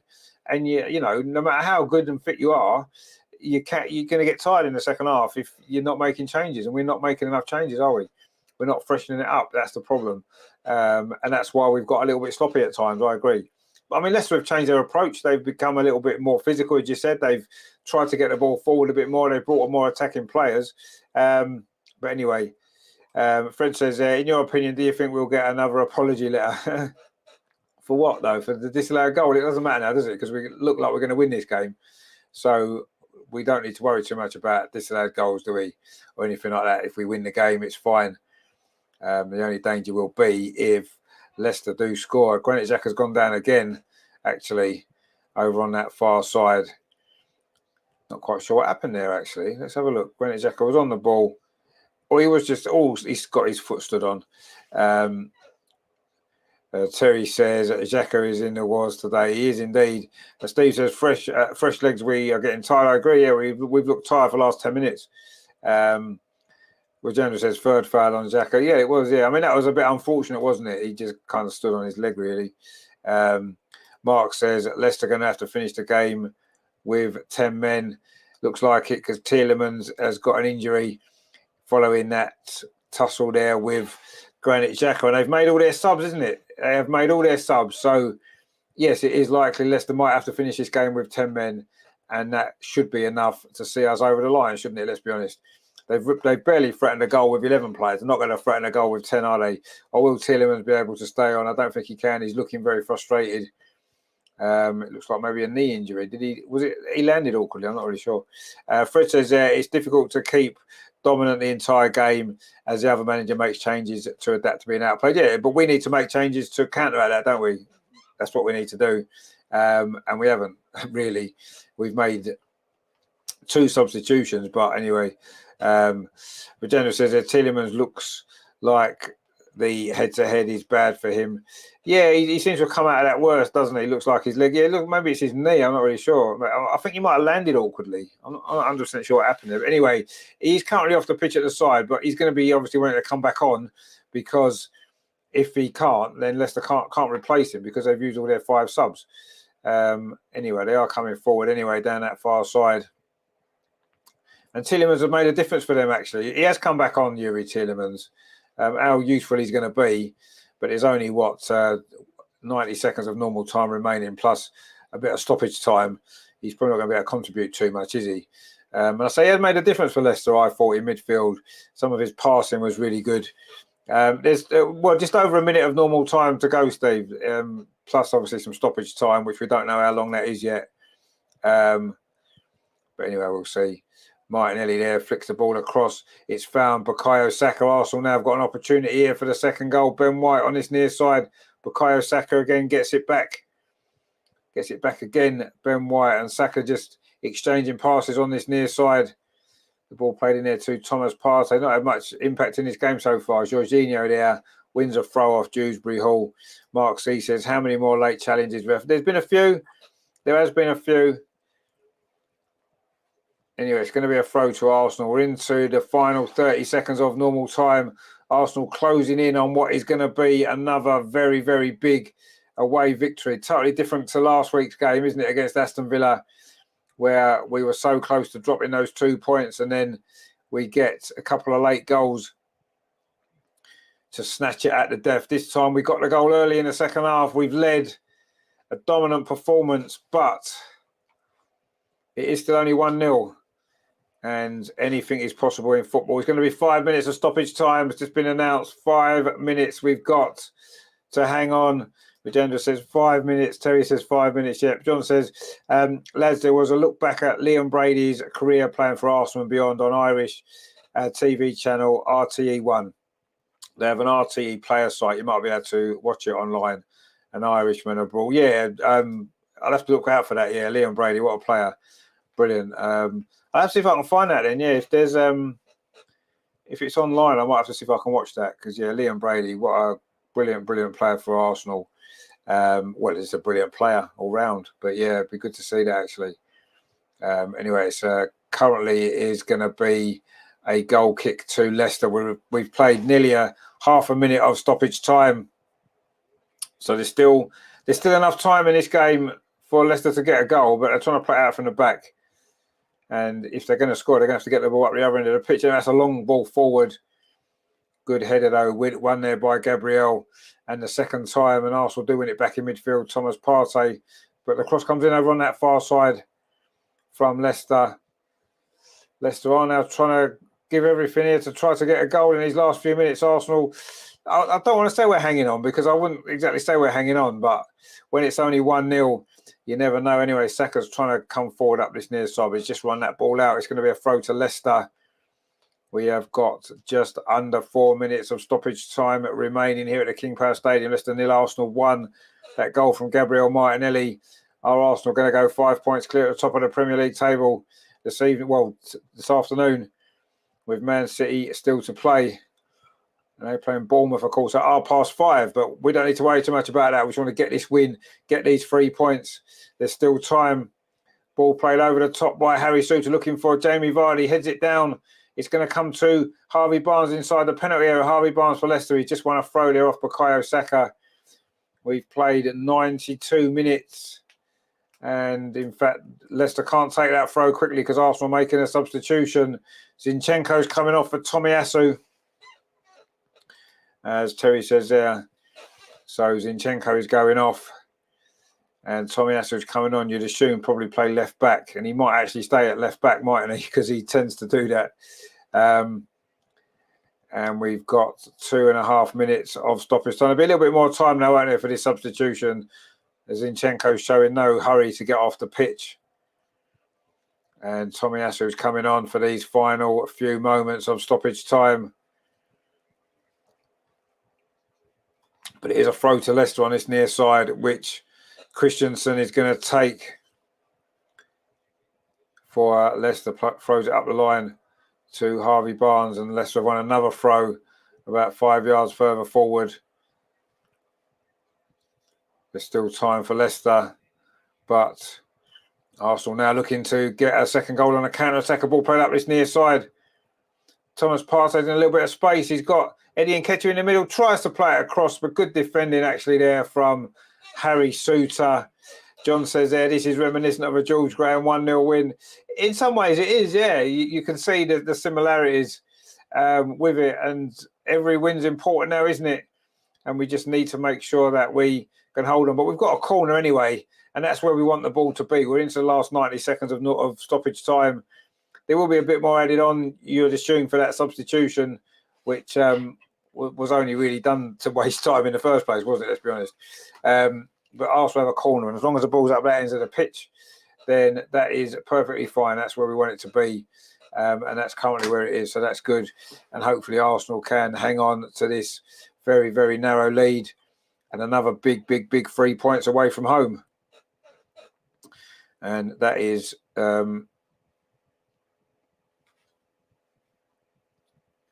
oh, my feed's just frozen again at a crucial time, which is not good. It's not what we wanted to see, is it, in these final few minutes here? It's no good at all, actually. But anyway, let's see if I can get it back again, because that is not what we want in these final few moments of this game, as Arsenal try to hang on here away at Leicester. I don't know if it's my internet, you know, because I can't get anything up on my phone either. I just went on the BBC app and it's half time still. So I don't know what's going on with my internet here. Absolute crap. Anyway, I can't get the feed. I don't know what's happening. And I can't even check the score on BBC website, because I've got Sky Internet, so it's just crap. Don't ever get Sky Internet. Get something else, because it's just absolute crap, honestly.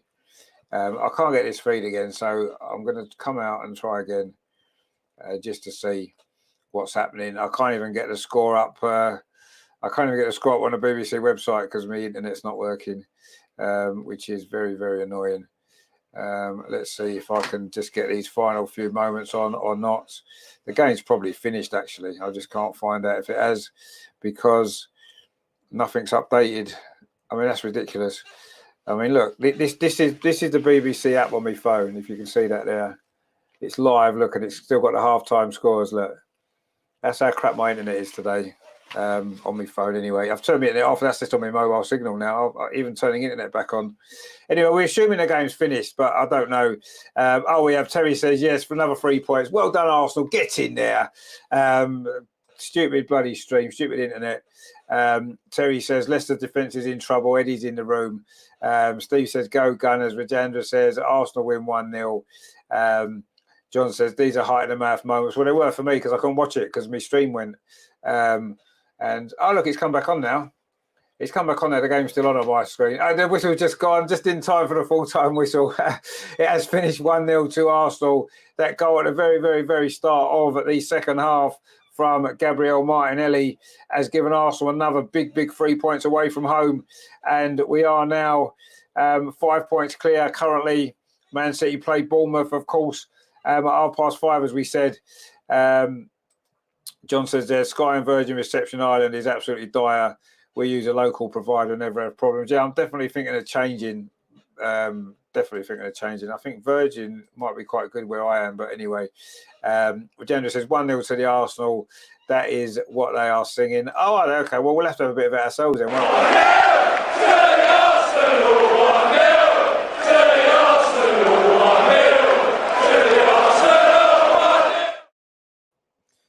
Just as we like it, 1-0 to the Arsenal. That is great stuff, and we are getting closer and closer, aren't we? Every game that goes by, every 3 points is 3 points closer to the title, isn't it? And that is exactly what we need. And there you go. Look on my phone again. Look, the BBC app. Look, it's still saying it's half time. It's still saying 0-0 on all the games. Look, what an absolute pile of crap that is. Anyway, it isn't 0-0. It is 1-0 to Arsenal. Arsenal have won, and we are currently 5 points clear at the top of the league. And we've got that game in hand to come on Wednesday night. Now, let's see what Man City do now. The pressure's back on them, isn't it? You know, we've been fortunate the last couple of weeks that we've played first. So that puts the pressure on Man City, doesn't it? We've done it again. We've got the win. And now it's just a matter of, seeing the Man City game. And let's see if Bournemouth can do what Nottingham Forest did, or better. I personally don't think that's going to happen. But you never know. We didn't expect it last week, did we? So we will see what happens there. But that was a bit nervy, wasn't it? But it was good in the end. We got the victory, and that's the most important thing, isn't it? That's the only thing that matters, is getting 3 points. It doesn't matter how you play. It doesn't matter the performance. But actually, as it turned out, the performance was good. It was really, really good. And, you know, we got the victory. And that's at this point in the season, you know, we'll take 1-0s all day long, won't we? 1-0s, 1-0s. Every single week now between now and the end of the season, and we win the league. So that will do very, very nicely. John says there, another 3 points, hard-fought win. Come on, you Gunners, indeed. Steve says there, would be surprised if Bournemouth play well. Well, I mean, Bournemouth are doing all right lately, but you'd imagine they're going to have Man City have far too much for them. Mark C says they're a bit surprised Arteta didn't give Saka a breather at the end and give ESR a 10-minute run out. Well, he's not. He doesn't trust the other players, does he? I'm not really sure what's going on, really. He doesn't make enough substitutions for me. Terry says, come on the Gunner girls tomorrow. Yeah, indeed, big game for the girls tomorrow against Chelsea in the FA Cup, of course. So that's going to be good, isn't it? And, of course, it is the Carabao Cup final tomorrow as well, isn't it? As we know, it is, of course, Newcastle against Manchester United at Wembley. That's coming up tomorrow evening. But yeah, I mean, today was a good Arsenal performance. We dominated the game really from start to finish. We had the best chances. Leicester barely threatened a goal. And at this point in the season, in the position that we're in, that's the sort of dominant performance that we need. But there's still a long way to go yet, isn't there? Let's not get too excited just yet. Steve says that you're right. The EPL table just says win, not how. Exactly, yeah. That's all it's about, isn't it? It's literally about winning the games. And I don't care if we win 1-0 or if we win 5-0. Makes no difference to me. Let's just get the 3 points. And that's what matters here. Steve says, what time are the girls playing? It's 2 o'clock tomorrow afternoon. Well, that's obviously UK time. I don't know what time that will be where you are, but it's definitely 2 o'clock in the afternoon here in the UK. So that is the time of that tomorrow. It's going to be a good game, that, isn't it, in the FA Cup against Chelsea. The league title looks to have gone maybe for Arsenal in the WSL, but the FA Cup is still there. Steve says 1 a.m. is it? Wow, okay. I mean, if you're up for it, mate, it'll be good to see you tomorrow for that game. But if you're still in bed, I don't really blame you, if I'm honest. I'd get up at 1 a.m. to watch the Arsenal women, but that's just me. Regenda says Man City will be trying even harder. Well, they tried even harder last week, didn't they? And they still couldn't win. So who knows? But anyway, let's see what happens in that game very shortly. John says there, Arteta should name Eddie Nketiah as his sub, as he doesn't use ESR and TN. You know, well, he doesn't. You might as well just name one sub. You're right, because he doesn't make any others, does he? I mean, Thomas Partey did come on at the end, didn't he, as well? Steve says, I will. It's 4 a.m. now. Why not? Oh, well, of course, yeah, I suppose it will be, won't it? Wow, 4 a.m. and you're still awake. You need to get some sleep, my friend. You really do. But anyway, hopefully you'll be up at 1 o'clock in the morning to watch the women tomorrow. We'll look forward to seeing you if you are. They're just showing some West Ham goals here against Nottingham Forest, and they hammered them actually, which is good. Terry says, I hope Arteta goes with Martinelli, Trossard and Saka up front again against Everton. Maybe. Avijendra says we had 3. So, well, yeah, I mean, the last one in the final couple of seconds doesn't really count, does it? I suppose. But yeah, I mean, we did make it, obviously. So, yeah, here we are then. 5 points clear at the top of the table. We've played the same games as Man City currently, but Man City are, of course, playing, as we said, at 5:30. But then, of course, our game in hand Wednesday night at the Emirates against Everton. That's going to be a massive, massive game, isn't it? If we can win that, regardless of how Man City do today, that would put us 5 points clear, level on games, and we've got that advantage going into the final, 12 games of the season? No. 13. No, how many games have we played? That'll be 24, 14 games of the season we'll have left, won't we? So if we've got a 5 point advantage going into that game, that would be absolutely brilliant. So it was a little bit of a nervy win in the end. We were hanging on. We're not hanging on at the end, but when it's only 1-0, you never know. But it was a fully deserved victory today. We were the better team pretty much from start to finish. Leicester changed their formation a little bit in the second half, didn't they? Brought on some more attacking players, caused us 1 or 2 more problems, but we looked very solid. Leicester didn't really, I don't think they had a shot on target all game, did they? In fact, I'll try and check if the BBC website's updated itself. We might be able to see some stats of the game, but we can't because it's still saying half time, which is strange, really, because look at this, right? I'll show you this because I think it's quite funny. They've got there that it's 0-0, and then they've got a picture there of Martinelli's goal. So there you go. Anyway.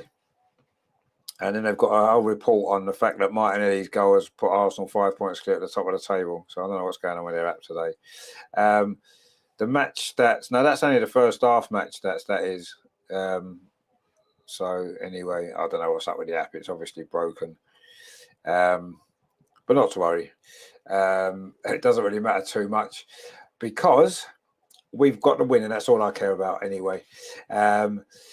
So hang on, we've got a couple more comments in here. If I can get my mouse to work, John says there, Emirates should be a sellout for that game. Oh, of course it's a sellout. You can't get tickets, mate. You just can't get tickets for them. I'm a Red member. I've not managed to get tickets all season. It just doesn't happen, does it? James says hit the like button. Yes, please, guys, hit the like button. That would be much appreciated.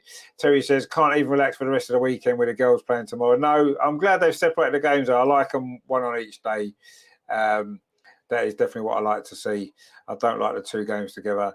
Mark C says there's something up with the BBC football page. Oh, is that what it is? Yeah, well, mine's just not working at all. So I'm glad it's not just me then. That makes me feel a bit better.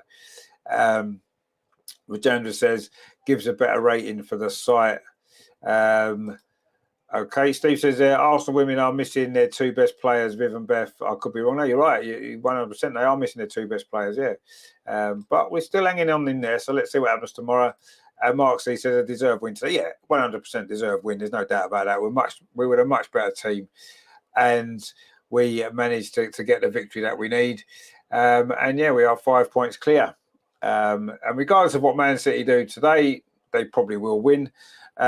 We've got that game in hand on Wednesday night against Everton, who lost today at home to Aston Villa. So we've got to be confident of winning that game Wednesday when we're at home. And then we could be we'll be at least 5 points clear, won't we? Potentially more if they drop points today. Man City, I don't think they will personally. Mark C says, would have liked a comfort of a second goal. Absolutely. But regardless, we get another win away from home. Exactly, yeah. Terry says spot on, Mark. Indeed, yeah, it would have been nice to get a second goal. But, it doesn't matter ultimately, does it? I'm not particularly bothered, as I said, if we win 5-0 or 1-0. Just get those 3 points, put the pressure on Man City, force them to have to win games. And they know now that if they were to drop more points today, knowing that we've got to play on Wednesday as well at home to a struggling team, we could be really, really in a really strong position coming on Wednesday night. But I'm not expecting Man City to drop points. I've got to be honest. I think they'll beat Bournemouth. And then we can go into the game on Wednesday with a little bit less pressure on us, really. If we're 2 points clear going into that game, there's not as much pressure on us, then is there? Regardless now, we've got our win today, and I think that was massive, massive, massive. Rajendra says Rich is the best commentator, and he should be given a live watch by the. Well, yeah, I mean, I don't know about that. Steve says yes. Terry says Leeds won 1-0 recently, but they did, yeah, good win for Leeds. That big win for them at the bottom of the table. John says they're meant to mention that the voice of football, John Motson, will always be remembered for his great comments. He will. Actually, that's a good point. I did actually have something for John. I meant to play this at the beginning of the show, actually, but I completely forgot. I was getting a bit stressed by the game. But yeah, RIP to probably the greatest football commentator of all time.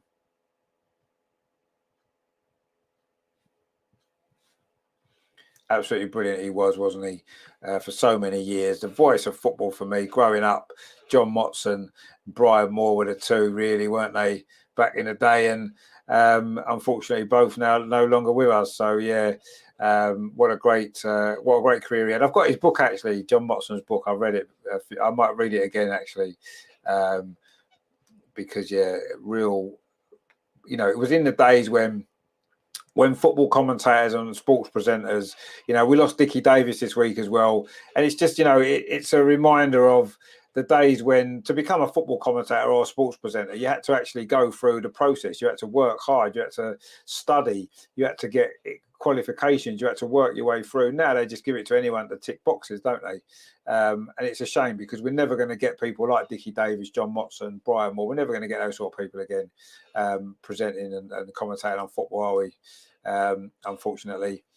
But anyway, there you go. John says, "Is Barry Davies still alive?" I think he is. I think he is. But he's obviously he's knocked on in age now, isn't he? So I say we're getting to the point now, aren't we, where those proper commentators, those proper football sports presenters, are going to be no longer with us, and we're just left with this modern generation of people that they're just giving it to anybody, aren't they? Regardless, just I say to tick boxes, and it's wrong. It is wrong because those guys worked hard to become what they became, and they worked hard at it as well, and they were brilliant.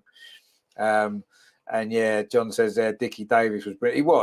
He was absolutely brilliant. What a brilliant sports presenter! There was him. There was one on because he worked for ITV, didn't he, Dickie Davies? He was on World of Sport. Who was it that did Grandstand? He was great as well, wasn't he? The presenter of Grandstand back in the day. I can't remember his name there. I can picture his face as well. I don't think he's around anymore either, unfortunately. Mark C says it's up for grabs now. Quite possibly Brian Moore's most iconic quote. Yeah, it's one of the most. It's a bit like that one. When Kenneth Wolstenholme in the '66 World Cup final, they think it's all over. It's up there with that, isn't it? As what probably the best commentary line ever. Jimmy Hill's another one. He was brilliant, wasn't he? Jimmy Hill, yeah. Des Lynam, all these great names, yeah, brilliant. I mean, wow, incredible. Oh, Frank, that's it, Frank Boff. That's the one, John. That's who I was thinking of, Frank Boff. Yeah, he was good as well, wasn't he?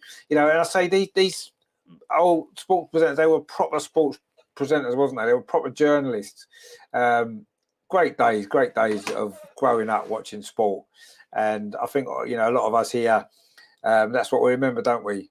And I don't think the current bunch now are going to be remembered in the same way, are they? In 30, 40, 50 years' time, I don't think they will be, because they're just not. They're not as iconic, are they? They never will be. But yeah, some brilliant names there that we've mentioned. Brilliant sports presenters, brilliant commentators, people that knew what they were doing, they understood the game, and big misses. And obviously Motti, wow, what a fantastic career he had in football.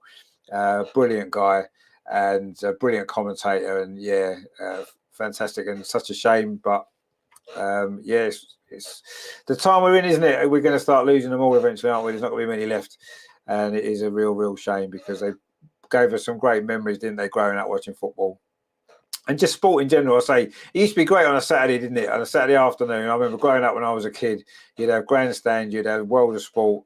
That's all you needed. Nowadays there's 50 million channels and they all got crap on them, but in them days you had 2 channels, and they both, on a Saturday afternoon, they both had brilliant stuff, didn't they? Horse racing, wrestling, football coverage, just rugby, loads of stuff. It's just brilliant. It was just absolutely brilliant, and great days. John says Frank Boff was before Des Lynam. Yeah, that's right, he was. Yeah, used to switch between Grandstand and World of Sport, as now recorded. But exactly, yeah, that's what I used to do. Used to switch across, didn't you? When one of them put on the sport you wasn't maybe that interested in, you switch over to the other one. They were great days then. Absolutely great days then. Brilliant stuff. Rajendra says they had to learn from the radio and thinking about the people who can't see the game. Exactly, yeah. I mean, when I was young growing up, I used to have a little radio, pocket radio, that I used to listen to all the commentary on the radio, all the matches, and that's how I grew up listening to football. That was how football commentators were. Nowadays, because it's on TV all the time, TV commentators are lazy, aren't they? Because they know you can see the game. So they don't bother to tell you what's going on, because you can see it, doesn't matter. But the radio commentators, they used to be brilliant. Mark C says there, Brian Butler, yeah, he was brilliant. Yeah, Brian Butler. There was someone else as well, wasn't there? Who was the other one? There was 2 of them, wasn't there? Brian Butler, and there was another one that used to do it. I can't remember who he was now. But yeah, there was some fantastic commentators on the radio. I think it used to be Radio 5, didn't it? No, it was Radio 2, wasn't it? Wasn't it not Radio 2? Used to have the football on back in the day. And I used to listen to it on my little portable radio when I was growing up. Brilliant. stuff. And that's what got me maybe interested in football, all that, you know. And yeah, it's such a shame though, isn't it, when you look at, there's so few that are still around. I'm sure Barry Davies is, but yeah, they're a dying breed, unfortunately. But yeah, they were great days, wasn't they? When sports presenting and sports coverage was so much better, because I don't know, now with Sky and everything else that's on, it's like 24-hour sport. It can't be quality because there's too much of it.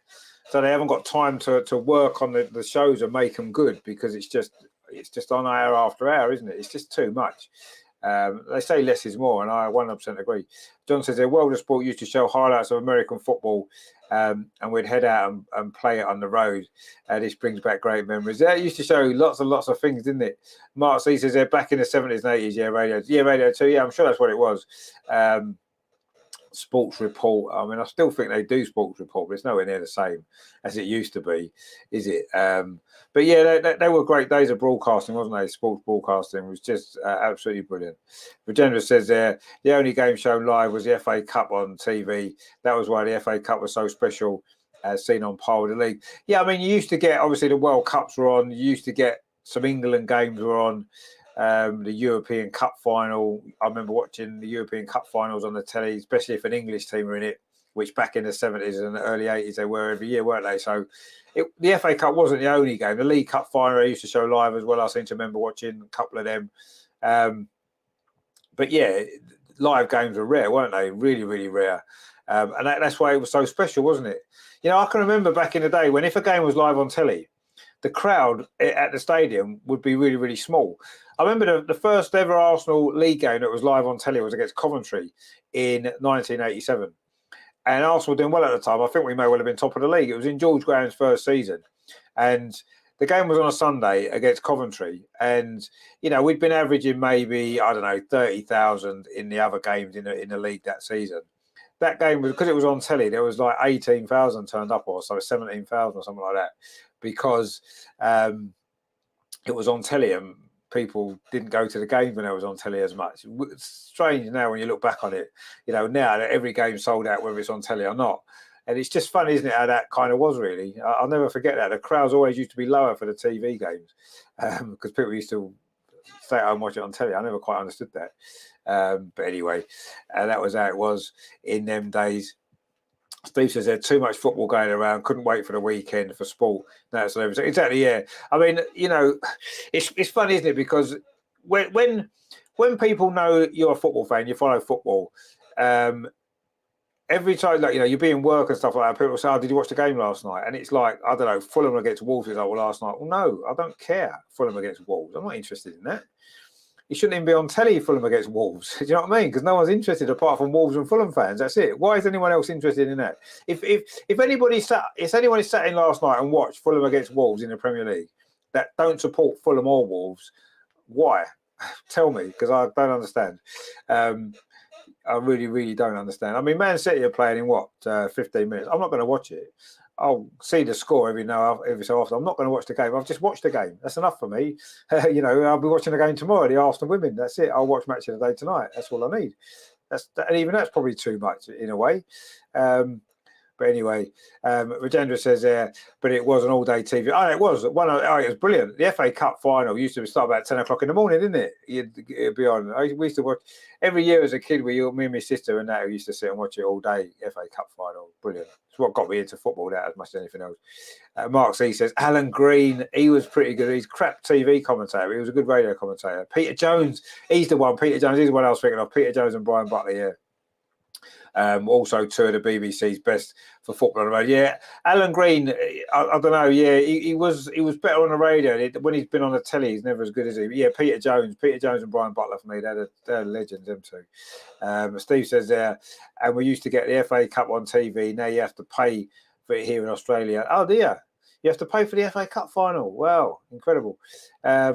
John says there's Saturday night for Match of the Day, Sunday lunchtime for the big match, and the weekend. Exactly, yeah. You didn't even like live games then, did you? And the good thing was, well, do you remember, John, when Match of the Day and the big match were on, they didn't show highlights of all the games. They only showed highlights of 2 or 3 games, didn't they? So I I can remember when I used to go to Highbury and that, and a few away games back in the sort of 80s and stuff like that. And if you were one of the featured games on telly on Match of the Day, it was quite a big deal to have the highlights on, wasn't it? Back in them days, because you only got 2 or 3 games highlights a week, didn't you? It seems strange, though, doesn't it, to think that the rest of the games, there's no footage of after most of the games that were played because they wasn't on telly. There was no cameras there. So it seems weird now, doesn't it, when you think about it? But we used to love it. I think it was better. I'd rather have that now. I really would. Mark C says it used to be the reason to look forward to. It did, yeah, of course it did. The weekends were all about that, wasn't it? And taking the little snippets that you got, whether it was listening to it on the radio, whether it was watching Match of the Day for a couple of highlights, sports night during the week, or whatever it was, that's what it was all about, wasn't it? Steve says 79 FA Cup was my first Arsenal game I watched. I remember that one. The 78 final was probably mine, actually, the year before. The Ipswich one that we lost. That's my first real memory of watching Arsenal. Terry says Gary Lineker puts me off watching Match of the Day. Yeah, I must admit, he's an absolute knobhead, isn't he? I can't be doing with him. Regendra says I'm not even looking to watch Man City. We'll always be seen at a match. Yeah, exactly. I'm not going to watch a Man City game live. I can't be asked. I'm not bothered. I'm not interested. I'm not interested in watching it. I'll watch Match of the Day, yes. I'm not going to sit for another live game. I've just watched one. That's more than enough, isn't it? Bartley says on the big match they'll even show tabletop clashes from Division 3 and Division. Yeah, they do. They did. Yes, they did. I can remember watching some really strange games on the big match. Sometimes now I don't know whether they have them sort of big match revisited, don't they? I think it's is it on a Saturday morning? I'm always playing football Saturday mornings, but I've seen him on catch up and stuff. And some of the ones that you get like some third division game, Rotherham against Carlisle or something, will be on the big match. Incredible, but brilliant at the same time on terrible pitches as well. Johnson, in Ireland, schoolboy matches were postponed on the day of the FA Cup, so we could sit in and watch the build up and game, no matter who was playing. Exactly, yeah. The FA Cup was the biggest event, wasn't it? It was the biggest event in the calendar for the football year for me. Every year, brilliant. Regina said, but it was extended highlights, not as brief as that. Yeah, exactly. Yeah, because they only had 2 games, they'd show you 20 minutes of each game, wouldn't they? Brilliant. Now they rush them all through, don't they? On Match of the Day, some weeks when there's like 8 or 9 games, I say 8 games on a Saturday, you literally get 2 minutes of each game because they've got to rush through them. It's not even just that, is it? They show the highlights, then they waffle on about the games for 20 minutes afterwards. In them days, they used to show 20-minute highlights of the game. You might get one interview afterwards of a manager, perhaps one. They'll talk about the game for 2 seconds and then they move on to the next one. You didn't need all this rubbish. It's analytics and all that kind of stuff. No, just watch the game. Just show us the game. I don't care what all the pundits say about it. I just want to see it. Show me the highlights and we move on to the next one. That's it. Don't waffle on for 20 minutes. No one's interested. Or no one should be interested. People are, unfortunately.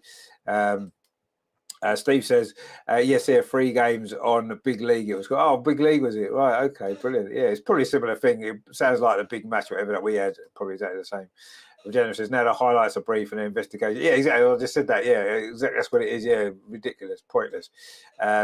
And Johnson, I think ITV4 show reels. Yeah, it is ITV4. Yeah, I've got them on record automatically. So every week they record the ones, and I end up watching them at some point during the week. Brilliant stuff. I love all that. I love it. Mark C says, FA Cup final day, I'd have cheese sandwiches and crisps followed by a can of Top Deck. Top Deck, wow. That takes me back. Top Deck, yeah. Do you remember them? Wow, brilliant. Steve says, good old days. Yeah, no, they were brilliant days. Brilliant days. And I do feel a little bit. Sorry, I do feel a little bit sorry for the younger generation that would never experience those type of things, that we did growing up watching football. Now all they've got is Sky's 24-hour coverage and all that kind of stuff. I don't know. I feel a bit sorry for the younger people these days that will never experience the way that we got into football, the way that we did it. It was brilliant, wasn't it? Fantastic. And yeah, great days. John says I only watch recorded Match of the Day and fast forward rather than listen to the drivel from Lineker and Co. No, exactly. Yeah, I hate all that stuff. I just hate it. It's just pointless. Really pointless. We've just watched the game. We're perfectly capable of making our own mind up about what we liked and what we didn't like about it. We don't need you to tell us what we need to like and what we need to check again. No, just show us the goals, show us the game, and let us enjoy that, and then move on to the next one. That's it. But anyway, unfortunately, that's not the way it is. But yeah, I mean, we could sit here all night talking about those great days, couldn't we? But we're not going to.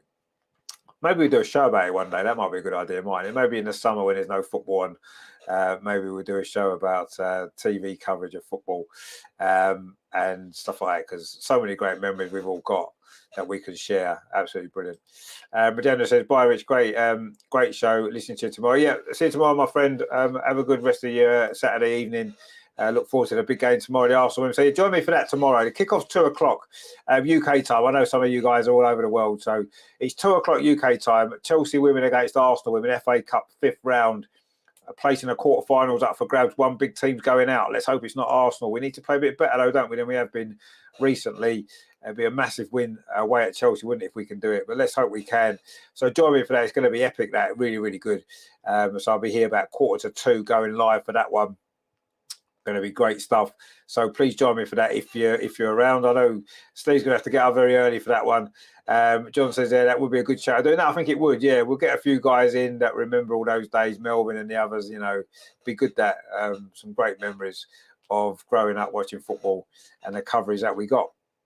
So yeah, join me tomorrow for the FA Cup, Women's FA Cup 5th round. Chelsea against Arsenal. What a game that is going to be. It's going to be really, really good game of football, as it usually is. So we look forward to that. What else have we got coming up? On Monday, it will be the Arsenal review. We'll look back on this Leicester victory, look ahead to the Everton game and the Bournemouth game, of course. Big week for Arsenal coming up. So join us for that there on Monday. Tuesday, Melvin's back. Highbury Matters. I think it's 90 to 92. What another great period of time for Arsenal. So definitely join us for that. It's going to be brilliant. That's on Tuesday. Wednesday, of course, the Watchalong, Arsenal against Everton. So join us for that one as well. I think that's 8:00 kickoff, isn't it? So I'll be live about 7:45 for that. That's going to be good on Wednesday. Thursday, hopefully Steve and Adam will be back for the social extra. That's a great show. Friday, we've got the women's show. And then next weekend, we've got the watch-alongs, haven't we? The Arsenal women, the Arsenal men, everything going on. Loads of great stuff on the show. So please join us for all of that. Steve says, be safe. See catches tomorrow. Bye from Australia. I'll be here. Now, cheers, matey. Good to see you. Enjoy the rest of you. Well, get some sleep, mate, quite honestly. Go to sleep and we'll see you tomorrow. John says there, thanks for the commentary and trip down memory lane. Cheers, Richard. No, thank you for joining us again, mate. Hopefully see you tomorrow. Terry says, great show again, Richard. Great win. Great chat. Come on, you Gunners and you women Gunners. Have a great weekend and see you soon. Yeah, probably see you tomorrow, Terry. Mark says, all the best, Rich. We'll tune in again soon. Yeah, cheers, mate. Good to see you again. I hope you will. And John says, take care, Terry. All in the chat. Indeed, yeah. Take care, everybody. Terry says, see you later, John. Take care. But indeed, yeah. Take care, everyone. Thanks for watching. It finished Leicester City 0, Arsenal 1. Second half goal from Gabriel Martinelli was the difference. Doesn't matter, 1-0. We'll take them all day long. It did. Of course.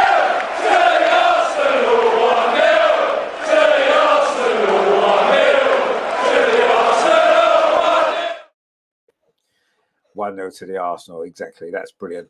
Let's hope for a few more 1-0 to the Arsenals between now and the end of the season. Who knows? Maybe in May we will be celebrating something really special.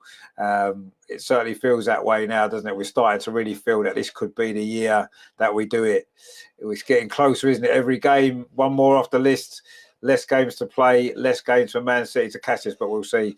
They're about to kick off very soon. So if you want to watch that game, I'm not going to, but if you want to watch it, enjoy the game. Enjoy the rest of your Saturday. I'll see you tomorrow, 1:45 for the women. We are looking forward to that one. Big game. Thanks for watching. Don't forget, give us a like before you go. Come on, you Gunners. 5 points clear. We're going to do it. We are going to. Neil was right all along. We should listen to him. We are going to win this league, and it's going to be great. So, yeah, enjoy the rest of your Saturday. I'll see you tomorrow. Come on, you Gunners. Thanks for watching. Take it easy, guys. 1-0 to the Arsenal. Real Martinelli. It's now with Granit Xhaka. Is it going to be the third goal? It is the third goal. Granit Xhaka with it. That's easy.